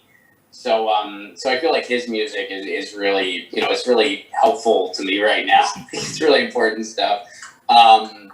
And Kenya Dawson, I think, kind of meets the moment in a lot of ways right now. And I've been a fan of hers for a long time. Who else would I really want to highlight? I think that's a pretty good. Let me pose something at you, and it might blow you away if you get a chance, because I was an Aerosmith fan back in the day when I was growing up. And I kind of fell away. Fell away from them. I loved when they did the whole thing with what I think it was Run DMC, and I was with them then. And then after that, they kind of got away from me. But then the other day, I heard I don't know the names. The song is it has everything to do with today. And the way the song goes, I can't think of the name of the song. It's like something's wrong in the world today. I'm not sure what it is. Oh, Living on the Edge. Oh my goodness. Man, you guys want to hear a song that nails where we are today. Check out that song from Aerosmith from, I don't know, that must have been the mid 90s or something, or maybe a little later. No, it was earlier. Was it earlier? I want to say Get a Grip. I think Get a Grip was early 90s. Yeah. I want to say 92, but that's just off the top of my head, so I could be totally wrong. But I'm pretty sure it was like early 90s. And yeah, I think that is such an underrated album. I think that might be my favorite Aerosmith album. And that was like one of those things, right before I really got into Nirvana, that was like my go-to album, was right. the Get a Grip album by it. And at the time, this was like in the days of like Walkmans, so I had it on cassette. Right. And I would just listen to that cassette nonstop. I loved that album. I still do. I mean, that's still such a fun album. And, I got it on CD because I just saw it in a record store used for like $5 or something. Mm-hmm. And, the only time I listen to CDs anymore is in my car. But, again, a couple years ago, I spent a lot of time in my car. So it was a good CD to have on hand. Like, it was just a fun spin that would kind of make the time go by. Right. Yeah, it's a really good record. And that song is Living on the Edge. And, Crying's on that album. Crazy's on that album. Eat the Rich you want to talk about another song that's really contemporarily relevant? Yes, I do. Eat the Rich is on that album. Yeah. They seem to just nail it. It's listen, Ron, I want to ask you this one's like, I've been thinking about this. The year you were born, that year has a lot of meaning for me today. It seems like we've become that. And, I have a feeling that because you're familiar with the whole Orwell, you saw the movie Brazil? I have not. Okay, you're gonna contact me and you're gonna thank me after you watch Brazil. All right, Brazil. Yes, I gotta watch it. That's Terry Gilliam. Okay. From the Terry Gilliam from why can't I think of the name of the comedy group from England all of a sudden? Monty Python. Oh, right. Okay. Right? I got you. Well, yeah. Bro, it is a dystopian. It's one of the best dystopians I've ever seen in my entire life. That movie will twist your brain, man. You're just going to be like, wow, I'm so glad I saw this. But, commentary on the way, what started for me with Barack Obama, and I hate to get too political here, but the indefinite detention was when the hair raised up on the back of my neck. And you know what I said? It was back then. It was 2012 when I made a video on YouTube, and I said, it's fine for Barack Obama to pass this law. He's not going to abuse it, but who's going to be our next president? And here we are. And he's got these federal troops going in there. They're grabbing people off the street and they're disappearing them. And they call them terrorists. And because of Barack Obama's silly little law, these people are vanishing and they have no recourse. How do you feel about that, 1984? Yeah, no kidding, man. I mean, and I would actually say Barack Obama did abuse it. I mean, he didn't do it as on the surface as Donald Trump did. He certainly didn't do it to this level. But, I mean, his treatment of whistleblowers and the way he treated Edward Snowden. That's right. You're right. You know what? I didn't even think about all that stuff. You're right. Yeah, so and that was like what it was meant for. So it was it was a horrible policy through and through, and he knew what he was doing with it. And, he definitely, I mean, so many things that he should have done in those cases that he didn't do, and he in fact did the opposite. What pulls those strings, Ron? What pulls those strings? What makes him do the things, makes those decisions, do you think? I think it's the military-industrial complex. I think it's like, they get their bidding, and that's kind of always been the way it is. You think it's in the form of donations, or, how do you corrupt someone like that in politics? There's lobbyists. So what do the lobbyists, I wonder what their game is, How do they do that? Well, we have an economy based off of war. So these are, the war profiteers really have all the power. So, I mean, I think they just sort of, they kind of get what they want. They're right there in DC. They're these kind of like, actors behind the scene that make sure the economy of war keeps kind of going as usual. And, Trump's been a willing participant. Obama was a willing participant. GW was a willing, they've all kind of just fallen in line. And, that's kind of. Man, you remember, you look really back in history and you see in history where presidents did beautiful things to change bad, to do things that made the world a better place. And man, I miss those days. I've only ever read about them. It's like, God, right? When I was born, Reagan was around, so it's like, it's there's generations of people who only know just horrible right-wing presidents. Right. And right. Even Obama was a right-wing president. He just talked more politely than what we were used to. Right. And don't get me wrong, I fell for it. I thought he was sincere about his, platform, but he wasn't. All right, so now we're going to stop politics right now, and I'm going to ask you totally different direction here. Have you ever done character acting like Steph does? I saw what Steph does, and it blew my mind. She's amazing, right? Yeah. Yes, I have. I've done a couple like pilot projects here and there. Nothing that ever got picked up or anything. I don't know. No. I seem to remember some kind of some sort of Darth Vader character. Oh, well, that's just a goofy thing I do on my show. I do a New Wave Vader character where Darth Vader is he's basically a musician, and he comes back and he thinks that everything, like, he thought Return of the Jedi was an album, and he thinks it's all just about his band, and he has a duo with Iggy Pop called Galaxy Glam, and that's his new project. So that's New Wave Vader, and he occasionally appears on my show. On your show, Get Your News On with Ron on that program? That's right. That's correct. I'm Get Your News On with Ron, yeah, which again, youtube.com/Ron Placone, where we'll be, once I get back at the end of the month, the streams will be, back again. But, I'm taking a little break from the streams, but I'm still making some short videos here and there. And yeah, so I do that, and then I do, I do a Russian meme maker called Chaos Agent 11. He's another character that I do, and then there's a few others, and yeah, occasionally that's on Get Your News On with Ron. It's fun. It's been a dream of mine, Ron. I know it's kind of crazy to ask, but I wanted to harmonize your harmony part on Get Your News On with Ron.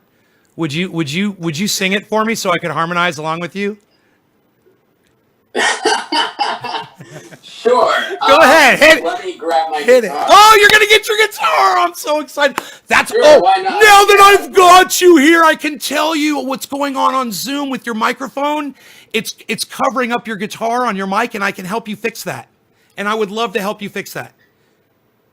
Yeah, well, right now I'm on my phone, so I don't know what it's going to sound like. Don't worry about it. Don't worry about it. I'm just telling you, when you're doing your Zoom show, I think it's important that people should hear your guitar.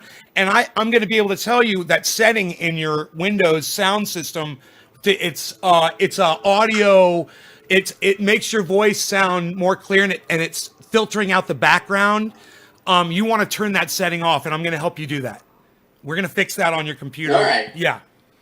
Yeah, I don't use Windows, so it'll be. But what I did do was I went in the Zoom settings. Whoa! Wait, what are you broadcasting with? Mac?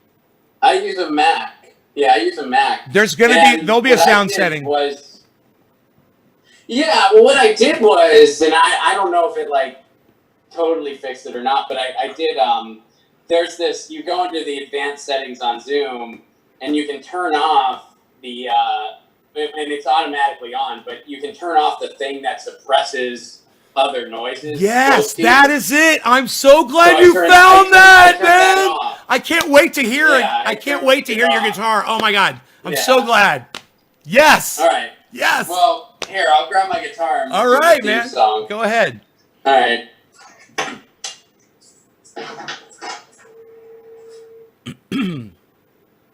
And let me clear my throat here. I'm trying to remember. Get your news on with Ron.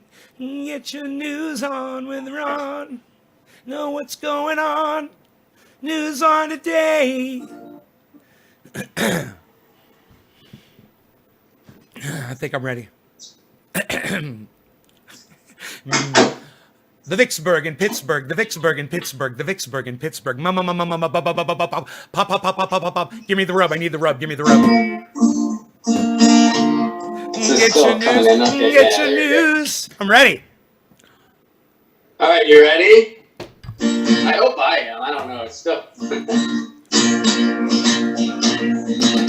Get your News on with Ron, so you know what's going on. Get your news on today. Get your news on with Ron, so you know what's going on. You get your news on today. An article and Ron Placone. Go here together and Make it our own. News on with Ron, so you know what's going on. Get your news on today. Yay, yay, yay, yay, yay, yay, yay. Hey, It's hey, funny, man. My buddy, slow clap. Thanks, that was fun. Slow clap with duck lips. My buddy Jeff, who's become a friend over the years, he actually he does the high harmony and the recording of the song. And so when we played Philadelphia, he did request that like we close with the theme song so he can sing it live. So we actually closed with the Get Your News On Ron theme song. Bro, I want to tell you, I know that I'm pretty sure that you can't see the chat, but it's going off right now. They're just loving this right now. Well, tell everyone I said hello. Oh, they hear you and they see you. And if you go back and you watch this, Ron, you'll see all the chat will be on screen, no matter which. We're broadcasting to eight. Oh, that's another thing we got to talk about Restream before you go. So don't run off before we talk about Restream. It's changed. Right. You and Restream have changed my life on podcasting. Oh, cool. Yes. Well, I'm glad to hear it. Yes. Yeah, Restream's great. I mean, I use StreamYard to like manage my actual stream, and then I use Restream to send it out. Yes. So I'm broadcasting. Makes it easy. I'm broadcasting to 18 channels using Restream. That's awesome. Yeah. I'm not quite that ambitious. I think I only do like 4. I think 4, right? And I haven't figured out Rockfin yet. I haven't figured out how to. I mean, I have a Rockfin, but I haven't figured out how to stream on anything. So Huh. still Yeah. trying to figure that out. Okay. I'll look and see if they have that on Restream. You gonna sing us a song? I want you to sing. No. I'm not quite ready for that yet. We did the theme song. I feel like that was. It was great. I think it was fantastic. It was like. It was fun, man. Man, that's fantastic. That was a good time. Well, it must have sounded really off for you. Was it like because I must have been on a delay for you, right? Yeah, I mean, but it's like I'm used to that by now. I mean, whenever we do the Zoom shows, like and we do songs, I mean, everyone sings along, and it's always, but it's like you do what you can. It's. Can we talk about that? Feel like you're together. Can we talk about that for a second? Sure. I went to the Zoom show for the first time. I was impressed. When everyone started singing along with you, I was just blown away. I was like, wow, these people have been watching and they're singing along. And it was like it was for me. I don't get out much, Ron. I live in the mountains. It was like being in a bar, man, watching you. For me, it was. It's so fun, and I really hope people will check out the Zoom on Saturdays at 7 p.m. Yeah. 7 p.m. Pacific, and yeah, we'll be announcing the next one. I have a feeling like when I get back to town, we'll probably do one that weekend. And, I just need to talk to Graham and work it out. But you follow me on Twitter, but we always tweet about it. So. Okay, so can we talk about your name, and can we talk about your last name and your middle name? Sure. Okay, so was your wow, we've been doing this a while. I know. All right, I got a few more minutes, and then I got to take off. Yeah, it's only been an hour and a half, bro. This is nothing. I go 4 hours with people. It's like a Rogan show. It's nothing, bro. We got to get in. We got to get into it. So, was your name originally pronounced Placone? Was the E pronounced E at the end, and you guys like Americanized it? Well, no, it would be Placone because Placone. I was so close. I was so close. Okay, awesome. Now, your middle name. Can we talk about that? I think I know that it is. Sure. I think I know it's Anthony. Oh, Anthony. He's a big boy. He can speak for himself. What was it you said? I'm funny. How am I funny? Funny how? That's my favorite name. You're right. Anthony. Oh, who's Anthony? Who's Anthony? Who's Anthony? Who's Anthony? Man, Anthony's one of the funnest names in the world. I love it. It's a fun name. It's a comedy name. It's fun. Yeah, it's cool. It's perfect, man. So that's a beautiful thing. I like talking about names for some reason. I don't know why. You know why? It was because I always used to try to look at presidents' names and people in power and try to say that their last name was going to be exactly how they ruled. And people are like, okay, George Bush. I'd be like, he hides in the bushes because he's a coward. That was it. Bush. He's in the bushes. That's what Sean Spicer ended up doing that. Oh, really? That's right. That's right. Yeah. So. And then, there's Donald Trump with the name. He trumps everybody with his silliness. And nobody can out-silly that, man. That's a good, Trump. That's like, it says everything about him. If my father gave me $100 million, not $1 million, if my father had given me $100 million, I'd be a billionaire today too, and I'd be a maybe even a trillionaire. And this guy just squandered it all. But no, let's not talk about that. Sometimes I go off on that. I don't know why. Okay, serious question. Were you really sideswiped, Ron, in the accident, or were you T-boned? Did someone nail you from the side, or did they just slide against your car? No, it was a side, basically it was a big truck, and it was actually a Sherwin-Williams truck, the paint company, and the dude just didn't look, and he merged, and he just nailed me, and I flew across. Yeah, that's not a side swipe. Man, when you say side swipe, you make it sound like it was nothing, and that is basically when something that big hits you from the side, you're getting T-boned. And where I'm from, sideswiped. All right, I didn't know there was like a big qualifier. Well, you got hit by a damn building, basically swung into your car. It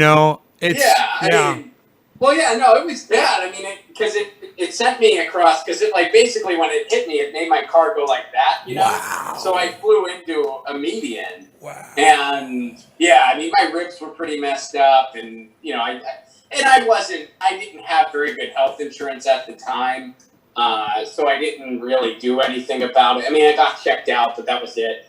And I should have gone to like a chiropractor or something, but whatever. I guess it is what it is. But okay, totally different question. Have you ever owned a dog? What? Have you ever owned any dogs? Doggy? No. I've dogs. Never had a dog. I love Interesting.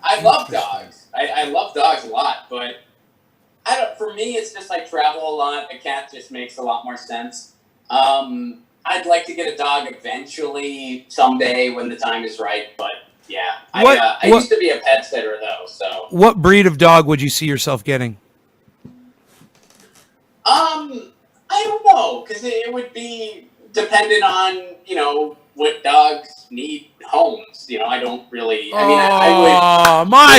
My sister is a dog rescue. She loves you forever. She hasn't even seen this interview yet. My sister loves you forever for saying that. That's beautiful. Well, Yeah, I mean, I don't have a particular. I think that out of necessity, I would want a smaller dog because, I live in Southern California where space is not super available. You know what I mean? Like, I live in a small apartment. So, depending on where I'm at in my life, I might, prefer a smaller dog just because I want to be able to, make sure the dog has everything they need. And that might be harder for me if I had a bigger dog. So, but yeah, it totally depends on what dogs need homes and what my situation is at that point in my life. So, yeah, I mean, I there's certain types of dogs that I really like a lot. Like I like terriers a lot. I think they're just really cool. But I'm not like I wouldn't come in as like it has to be this type of dog. Like I wouldn't be like that. I'd be like, who needs a home? You don't discriminate. You don't discriminate against breeds. I don't. That's good, man. There's nothing wrong with that. I don't. And when it comes to cats, I will be honest. I love cats, but I will have a slight preference to black cats, and the reason for that is because, even though it's 2020, believe it or not, black cats still do face some discrimination. Oh, they have a harder time getting homes than other cats, right? And there's still some kind of out there people where it's like some rescues are still hesitant to give away black cats between the months of September and November because of some, horrible things that people would do in October and get them for the wrong reason. So for that reason, I lean a little bit towards, trying to rescue black cats. But I would rescue any other cat, of course. And just, if there's a black cat that's really in need of a home, I would kind of migrate there. Okay, so let's jump off of that. I'm trying to get you through these as quick as possible.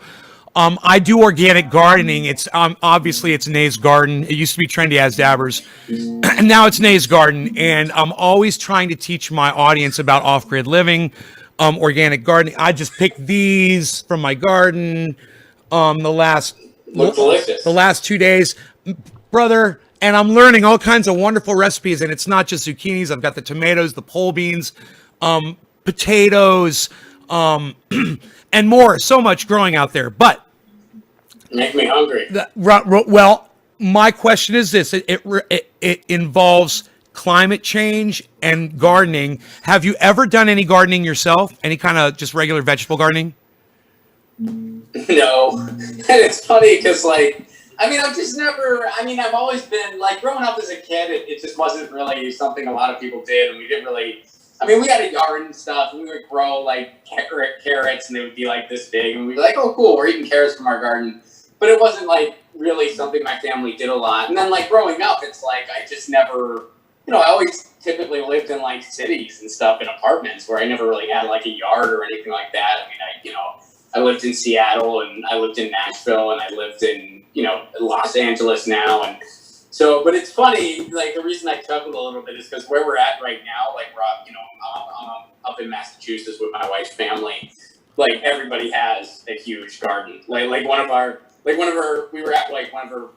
one of her friends, like in their yard and had like an outdoor socially distanced pasta dinner. And, I picked the basil and the parsley straight from outside and washed it off and put it in the sauce. And that's a pretty special thing, It is. So it's pretty cool, but it's like, we don't have a yard in Southern California. We don't have, we have a little like deck type area. It's very tiny. We store our bikes there.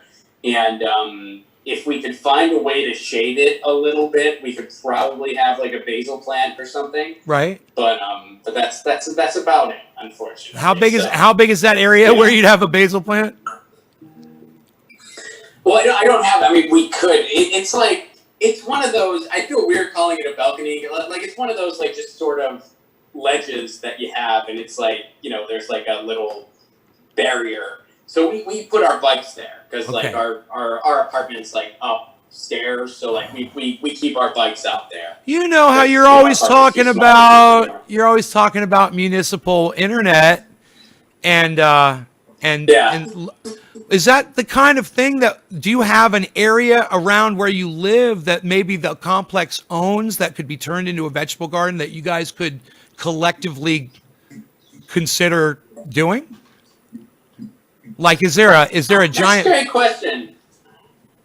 Yeah. Yeah, I don't know. I mean, I'm all about like community gardens and stuff like that, and there is some of that stuff in my neighborhood, and there's also, one of the things that we do is we compost in our neighborhood. Like there's a park that does our composting, so we take our compost there, and in quarantine, that's actually become an adventure.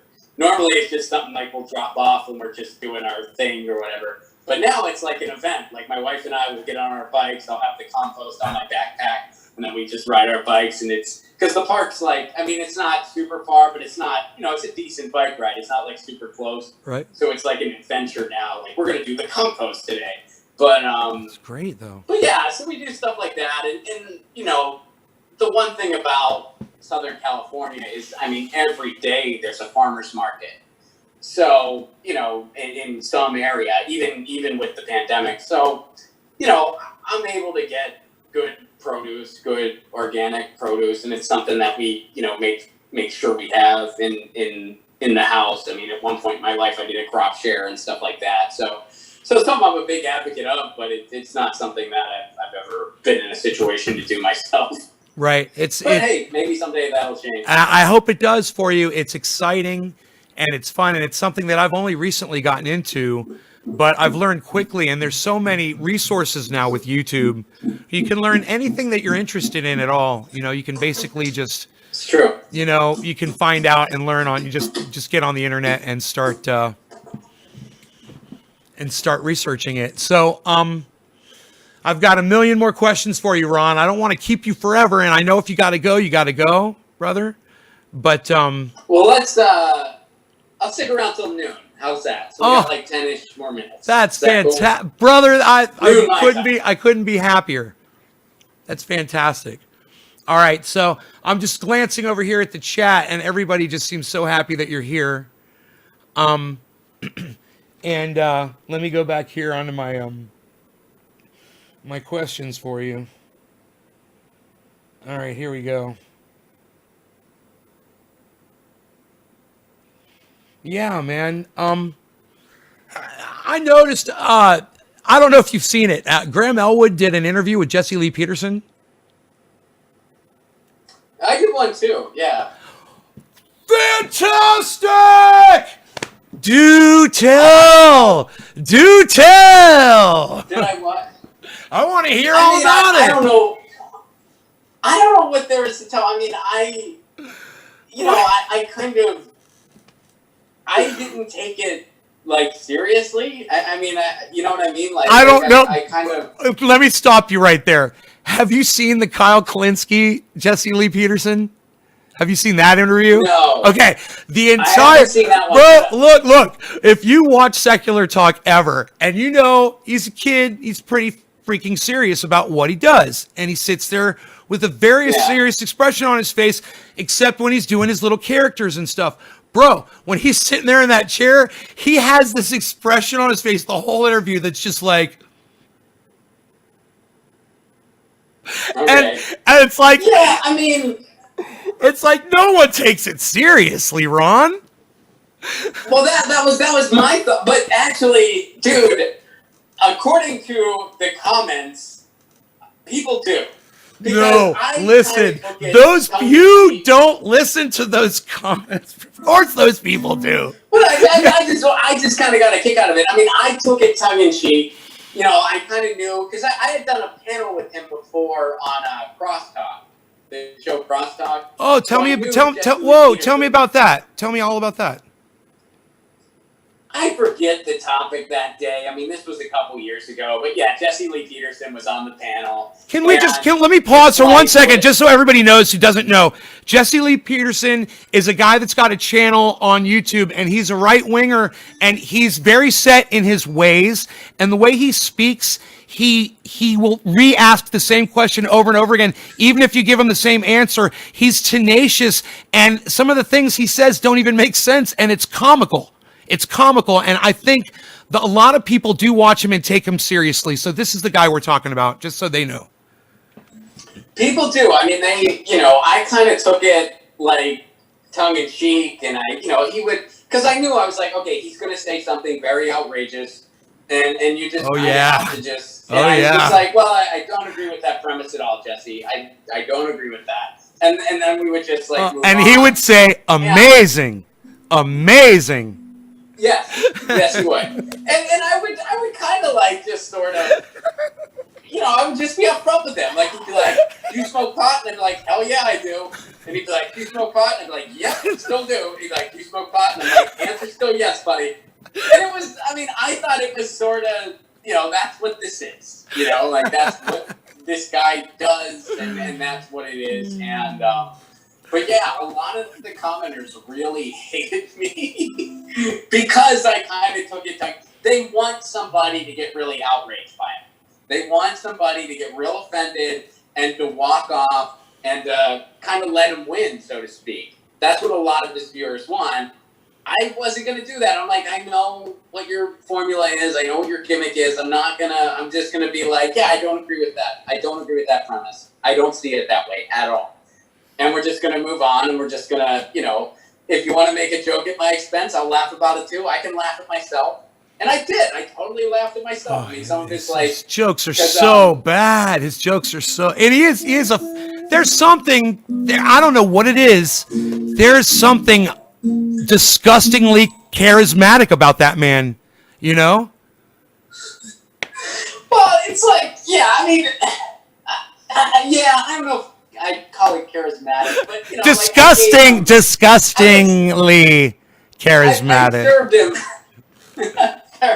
I served him one on a silver platter because, we were, we were talking about gun control, and he was like, that's an interesting topic. I bet you're not a gun owner.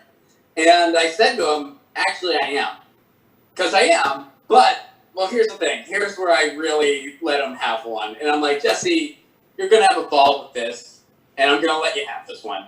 I was like, here's how I'm a gun owner, and this is true. My grandfather, before when he died, he died when I was 10 years old or 11 years old. He left me a gun in his will. That was what he left. He was a hunter, and he left me a gun.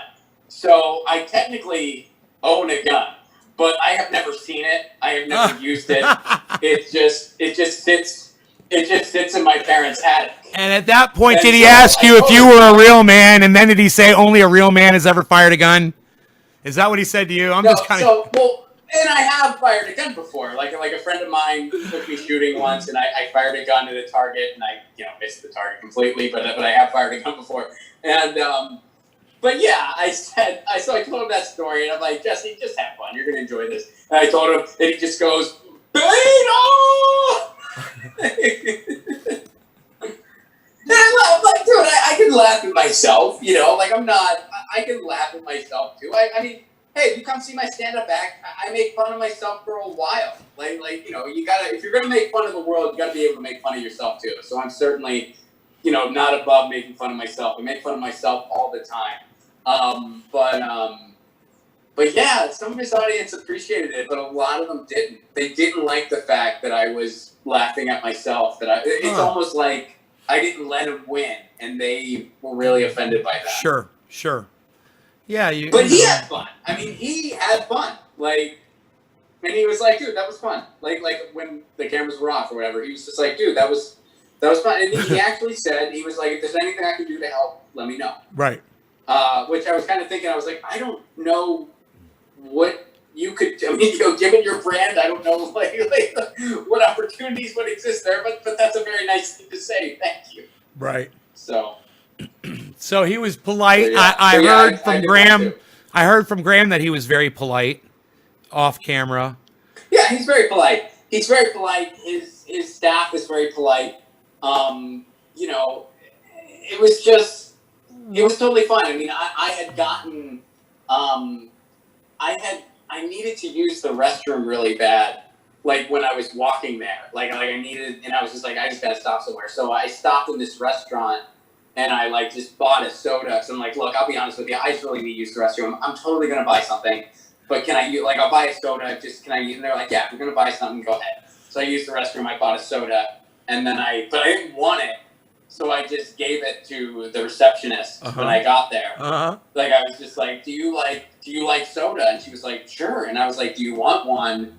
And she was like, okay. And I'm like, I haven't opened it. I had to use the restroom. I bought this.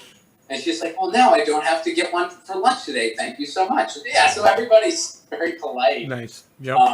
Yeah, it was an interesting experience. So Jesse Lee Peterson is, I imagine him as two different people because he is so rude to his guests that he plays almost like a persona when he's on camera.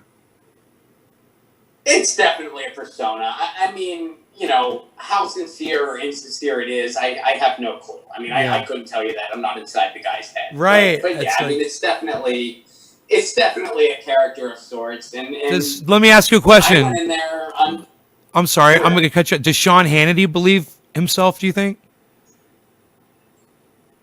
I think that all of them, to some extent, yeah, they're all playing characters. I mean, I can tell you, this isn't my story. They realize that these characters that they're playing to enrich themselves is resulting in people dying, right?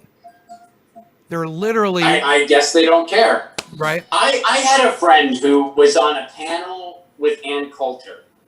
And, you know, this is his story, not mine, but they were really getting into it on camera. Like, they were really... And she goes, I can't even sit beside you. I cannot even be beside you. The things you're saying, when we get back from break, I'm not even going to be beside you anymore. So the cameras go off, and she just goes like, oh, so how was your weekend? You know, and they're just making small talk, and it's all just fun and games. And then when they're about to go live again, he goes to her, so are you going to switch seats? And she goes, what are you talking about? And he goes, well, before the break, you were saying how I was offending you so much and you couldn't sit beside me anymore. And she's like, oh, yeah, I guess I should do that. Like it was like an act, basically. Right. You know what I mean? Like it was an act. So, yeah. Why can't people... Where we living, man? Why can't people be passionate about things and find jobs in their lives that don't hurt people, Ron? You know, like comedy and music or podcasting or... You know, there's so many things, you know, be a doctor, that you're helping people instead of being like somebody who hurts people. You know, I'm just going to be someone who puts people down for a living or just for my job. All I'm going to do is I'm going to get out there and support somebody who is a blatant harmer. He hurts people. And I'm going to say that that's okay. And I'm going to turn away and I'm not even going to talk about the bad things he says. God, it's so disgusting, man. That whole charade that they play. I feel you. I mean, yeah, I don't understand when you're coming from a place of like, you know, exclusion and what have you. Yeah, I mean, it doesn't appeal to me either. Right. You know. Well, Ron, thank you so much for doing this for me and for doing it for my audience. I really hope we get some more people that watch this in the future to come over and check out Ron Placone. Get your news on with Ron on YouTube. Check him out. Also, guest appearing on the Jimmy Dore Show. We've learned so much about you today, Ron, and I've just really enjoyed myself. And I hope you had a good time in the garden as well. Yeah, this was a blast, man. And thanks again. We said that we were going to mention this. I'm kind of off the grid right now on the coast in Massachusetts, and I've been getting a lot of bug bites. So I've been using your oil on my bites. And it's been helping a good bit. So thank you again for the oil. It's I use it all the time, man. So and I plug it on the show. So I appreciate those care packages, and I hope that it has exposed more people to the oil because I do plug it every day. When are you going back to California? End of the month, I'll be back. Barring nothing crazy, but yeah, end of the month I'll be back. Something nice. I'm sure there'll be something nice there for you. That week. Something nice there waiting for you. Yeah. Oh, I appreciate it, man. Thank you. You're welcome, brother. All right. Well, you be safe and you take care. Absolutely, man. And you're welcome back here anytime, man. We love to have you anytime. Even if you just, you want to blow off some steam and scream with me, let me know, man, because it's what I do. You got it, man. All right. Yeah, we'll definitely do this again. And All yeah, right. it was cool to finally connect with you. And yeah, be well. Take care. Okay. Thanks for Thank everything you, you do. I Ron. appreciate it. Okay. Cheers, buddy. Bye-bye. Peace.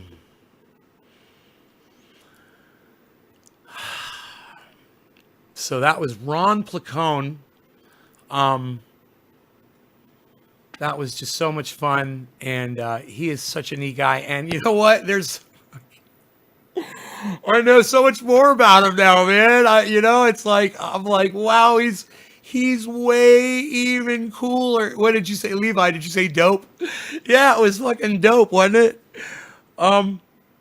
He's way even cooler, man, than I knew, man. So for those of you who don't know, Ron Placone is also on the Jimmy Dore show. He is Get Your News On with Ron.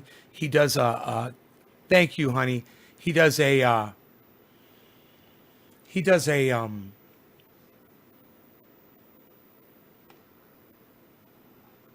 a duo with Graham Elwood.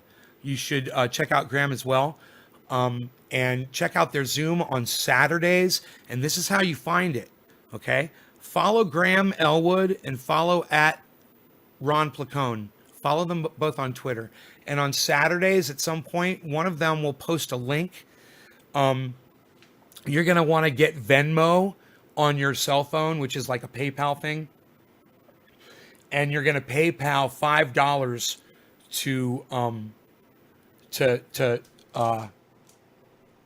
to Graham.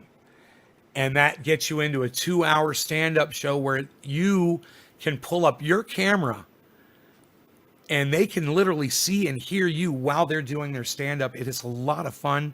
You guys should really check that out. Yeah, and these guys, and they work together, and they the show together is really worth a lot more than $5. So go check that out on Saturdays, 7 p.m. Find out about it from their Twitter, and I believe Graham puts that up on his Instagram too, which is Graham Elwood at Instagram, to find that show.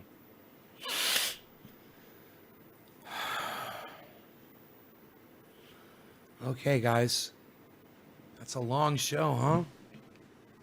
2 hours. All right. I hope you all had fun, man. I will see you guys on the next one, right? Thanks for watching. Remember, no law regarding cannabis. And if you want to learn how to grow like this, and do it organically and do it with very little effort, you can learn all of my grow techniques by going to naysgarden.com. Click on the link at the top of the page. It says grow 4 pounds. It's all free information. It's just a few paragraphs there to tell you exactly how I achieve everything that you see right here, and how I get zucchinis every day like this, nonstop, all grow season, and maybe longer with the grow house out there. Mary Smith, you're welcome.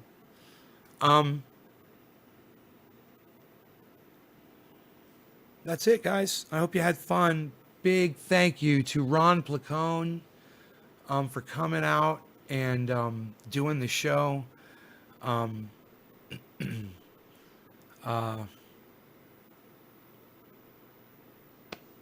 thank you guys, the audience members, for coming out and viewing it live. And thank you for everyone in the future that watches this. I hope you guys get something out of it too. I got a lot out of this show, and I hope you guys get something out of it too. All right. Thank you so much. Take care of yourselves. Love you all so much. Thanks, Iceman. All right. Hey. Ice pulled the ice card on me. What can I say? Ice pulled the ice card on me. Did you guys like the fact that Ron didn't mind me smoking cannabis while we were doing the interview? You guys notice that? It was kind of fun, wasn't it? I wanted to make sure everybody could see Billy's brain back there during that whole interview. I wanted Billy's brain in the shot. I wanted to use it during the. I almost did, man. I was going to ask it. I was going to say, computer, who is Jesse Lee Peterson?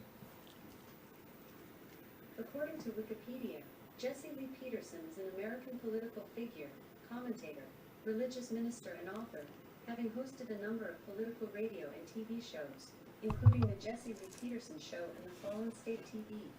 He is also the president of the Brotherhood Organization of a New Destiny since 1991. Politically, he describes himself as conservative. Computer, thank you. Of course.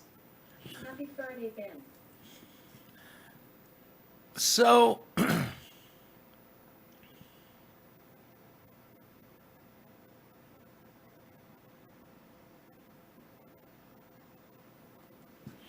Ice card is in use in full effect. No law regarding cannabis. Cannabisism, tism for all. Cheers, everybody. Cheers, Iceman. Everybody here can thank my best friend, Iceman, for keeping the show going for you to smoke with me. It's Iceman. He knew it. He knew it. He pulled that card on. You guys all owe Iceman a thank you. If you guys appreciate Iceman for keeping the show going, press number 1. Let's see how many number 1s we can get. All right. 1 per person, please. Cheers.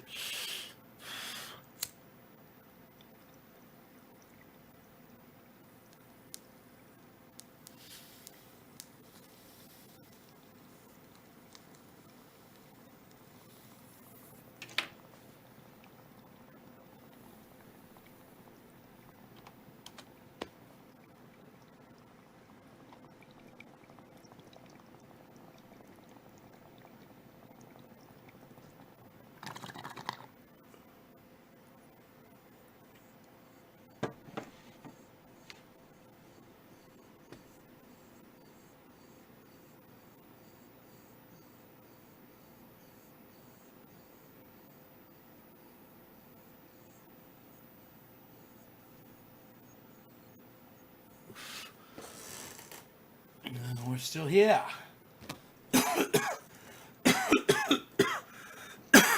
Who wants to know how my battery held up overnight? My single battery. Anybody? Anybody want to know how my battery did since I disconnected the other one?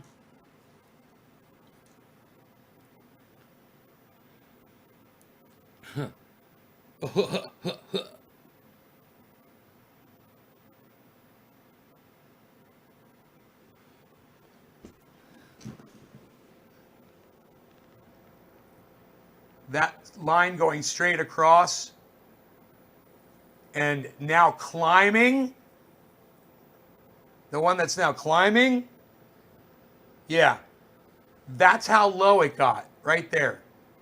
That's how low it got. Look at the numbers. It's fucking above 90. That's how low it got last night. My battery went down to 92% last night. My single battery, with my air conditioning's running, with the jacuzzi on. Oh, and Mark was using the jacuzzi last night. Mark was down there using the jacuzzi, running it. Right? Computer left on all night, TV set left on all night, all these monitors left on all night, refrigerator, mini fridge, space heater in the heating cabinet, all on all night. My battery only used 8% of its power. That means if I didn't have sun, I'd be able to go 8 days full power and not even hit my fucking generator.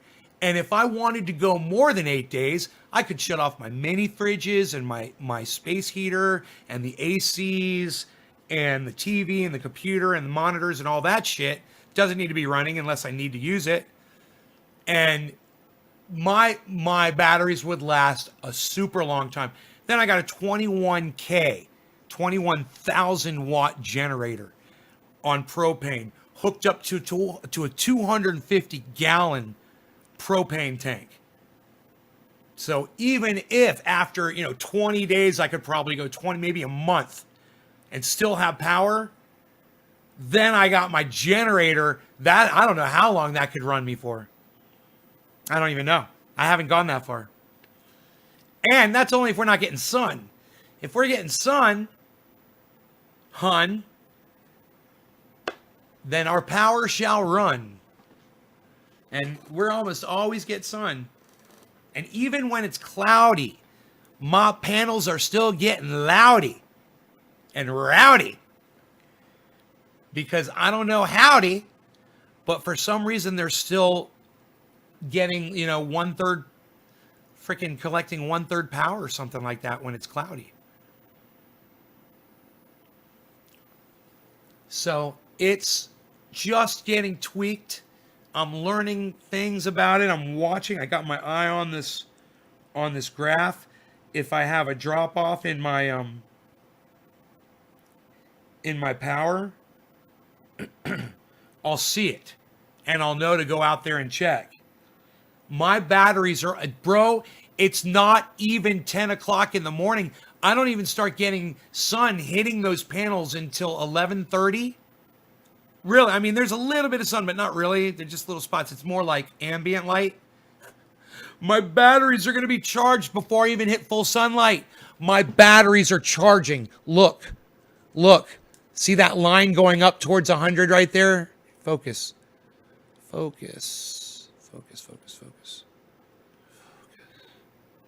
won't you focus? I don't know why it won't focus. Man, it won't focus. But anyway, unreal. Here, let me zoom in on it. There we go. Hopefully.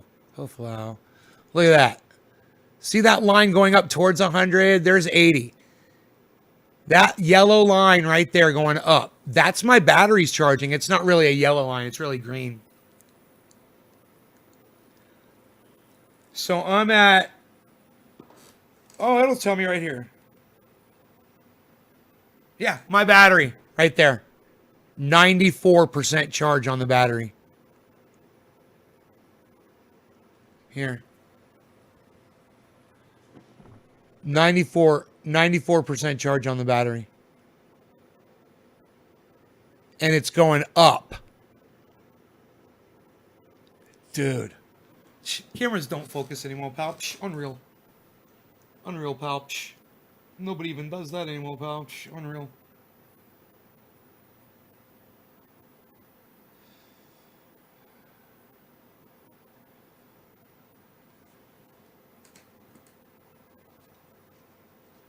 So as long as I'm running... Now, are you ready for this? Are you guys ready for this? That's one battery. I got two.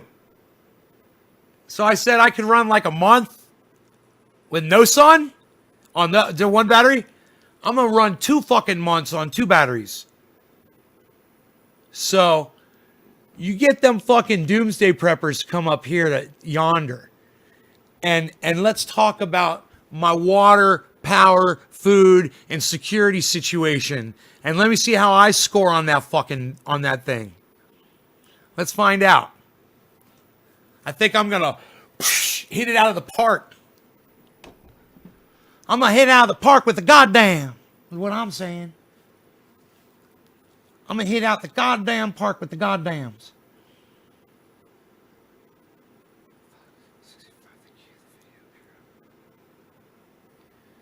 Enoch, yeah, me on, they had me on television. You guys, they found a video of me screaming at the top of my lungs, and they played a couple seconds of it, and they started making fun of me on a local television station in Orlando, Florida, man. It was actually pretty cool. Yeah, and Enoch found the video. That's cool, bro. Fox 65, The Q. How did you find that, Enoch? Oh my God, bro. Yeah, I was on the television, man. My 15 seconds of fame.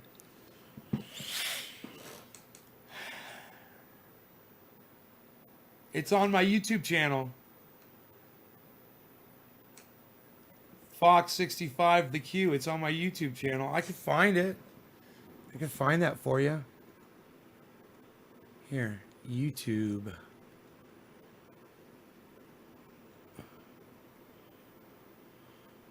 Fox 65 The Q. What do you have to do? Where's my channel? It's not loading. There it goes. Unreal. 65. My channel. My videos, my channel, my videos, my channel. My channel.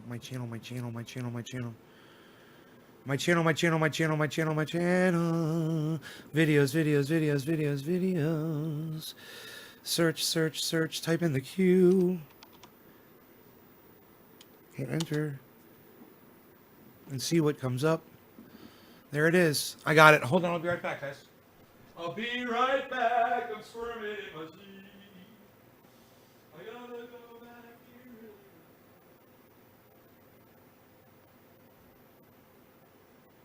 Hello, Trinity reporting in.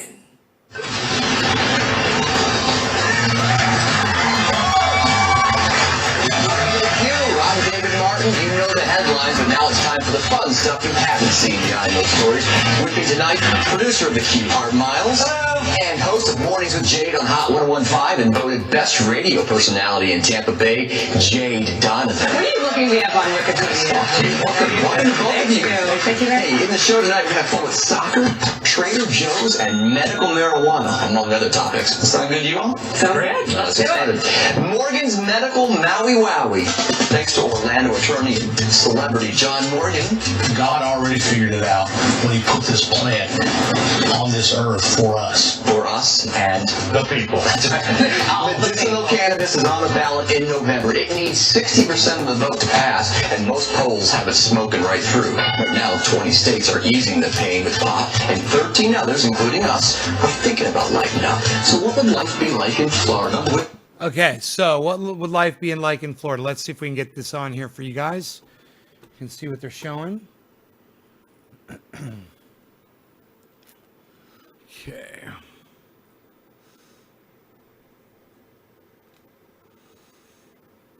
Okay, there we go. All right, here it is. Florida with legal weed. It'd be a state of emergency.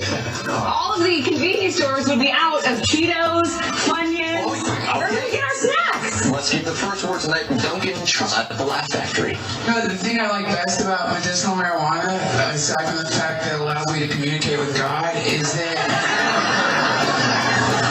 they put it in the same kind of bottles they put penicillin because they want to convince you it's a medicine, so they put it in these amber-colored bottles with a bud of weed jammed into it. And this really serious warning at the top that says, this is intended for medicinal use only. It contains 25 milligrams of pure THC. Should only be prescribed by an authorized physician. Then underneath that label, in a font made out of lightning bolts, is the name of the pot, Train Wreck. Who might win or lose if pot comes to Florida? Let's get angry. This list of diseases is long. How dare you say it's not good for everything? I'm so mad about it. Like, that's all I gotta say. That guy could use some weed. How That's a YouTube channel legalized everywhere. He's ticked off the medical cannabis restrictions in Illinois. Why do some diseases allow you to get a green card, a weed card, not a green card? That's why it's called a green card. It makes perfect sense. And why do some diseases not allow you to get it? If cannabis treats these diseases in Illinois, isn't it good for everything else too? One thing it does not cover is anger. The point is, Art, it's selective. Who's making that list, right? And in Florida, would there be similar restrictions? Most likely. We Skyped with Radical Russ on this topic. He's the host of 420 Radio out of pot-friendly Portland. Here's his list of winners if medical marijuana passes in November. Florida's economy could benefit greatly from not just the growing and selling of medical cannabis, but there's all the ancillary jobs and industries from greenhouse suppliers to glass blowers. And plus, Florida would save money from not arresting, jailing, and prosecuting sick people that they happen to catch with their herbal medicine. I see you're blowing the last jade. It's Thank you. not that great. Do you two agree about this thing passing in November? Absolutely. It's already trending in that direction, right? And why not? If you've seen someone suffer from cancer and the nausea that comes with that, if they are dying of cancer, just give it to them. Good point, Art. And if anyone is interested, if you are taking medical marijuana, I am selling Girl Scout cookies in the back office, $4 a box this year, and it's a good combo. But not so fast. And speaking of youth, Art, the Coalition for a Drug-Free America says there are losers if medical marijuana passes. The youth. Among kids ages 12 to 17, pot use is higher in states with medical marijuana laws compared with those states without such laws, to which our friend Radical Russ responds, This is a red herring argument that's offered by the opposition to try to scare people by threatening their children. In fact, regulating marijuana protects their children by actually asking the kids for ID and putting marijuana behind adults-only stores where you have to be 21 to get it. and we found this on hemp.org. Illinois might take your gun away if you want medical pot. That would never fly in Florida. Don't make me choose. No, you can't. You're supposed to choose. What if you have cancer and you want a weapon and you want your marijuana? Marijuana first? No guns for you. That's Illinois. choice right there. Let's talk about something that'll coming much sooner. That was interesting, huh? That was me on TV. I guess it was, about 15 seconds of fame. Yeah, the disrespect, call it cannabis. I know, they don't know any better. We're making it a way of life, and everybody could if they understood it more. You heard what Ron said, how it's helping him. And you know what Ron said to me before we went live? He said, you know that your oil has helped me better than any other thing that I've tried? And I was like, we got to go live, bro. I got to talk to Ron before the show, man. Do you know what I told him? I said, bro, it's such an honor to have you, and I'm so glad that you're here. And I just got to say, I watch you all the time, and I just want to hoard you here before we go live. I got so many things I want to ask you. We had fun, man. We talked for a minute or two, and then we went live. I said, do you mind if I use just like I asked Graham, do you mind if I use cannabis while we're doing the show? I was like, and you're more than welcome to as well. He says it's a little early for me. I was like, right on, because I know he smokes, man. Jimmy smokes, he smokes.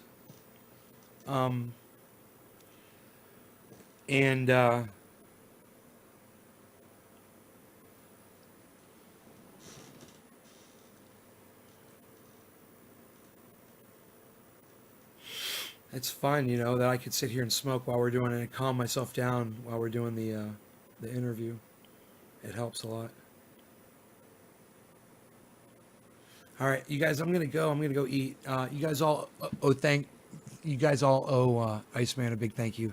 You guys take care. Bye-bye. You got you 23 more minutes. Later, brother. Thanks, Enoch. I'll see you guys this afternoon.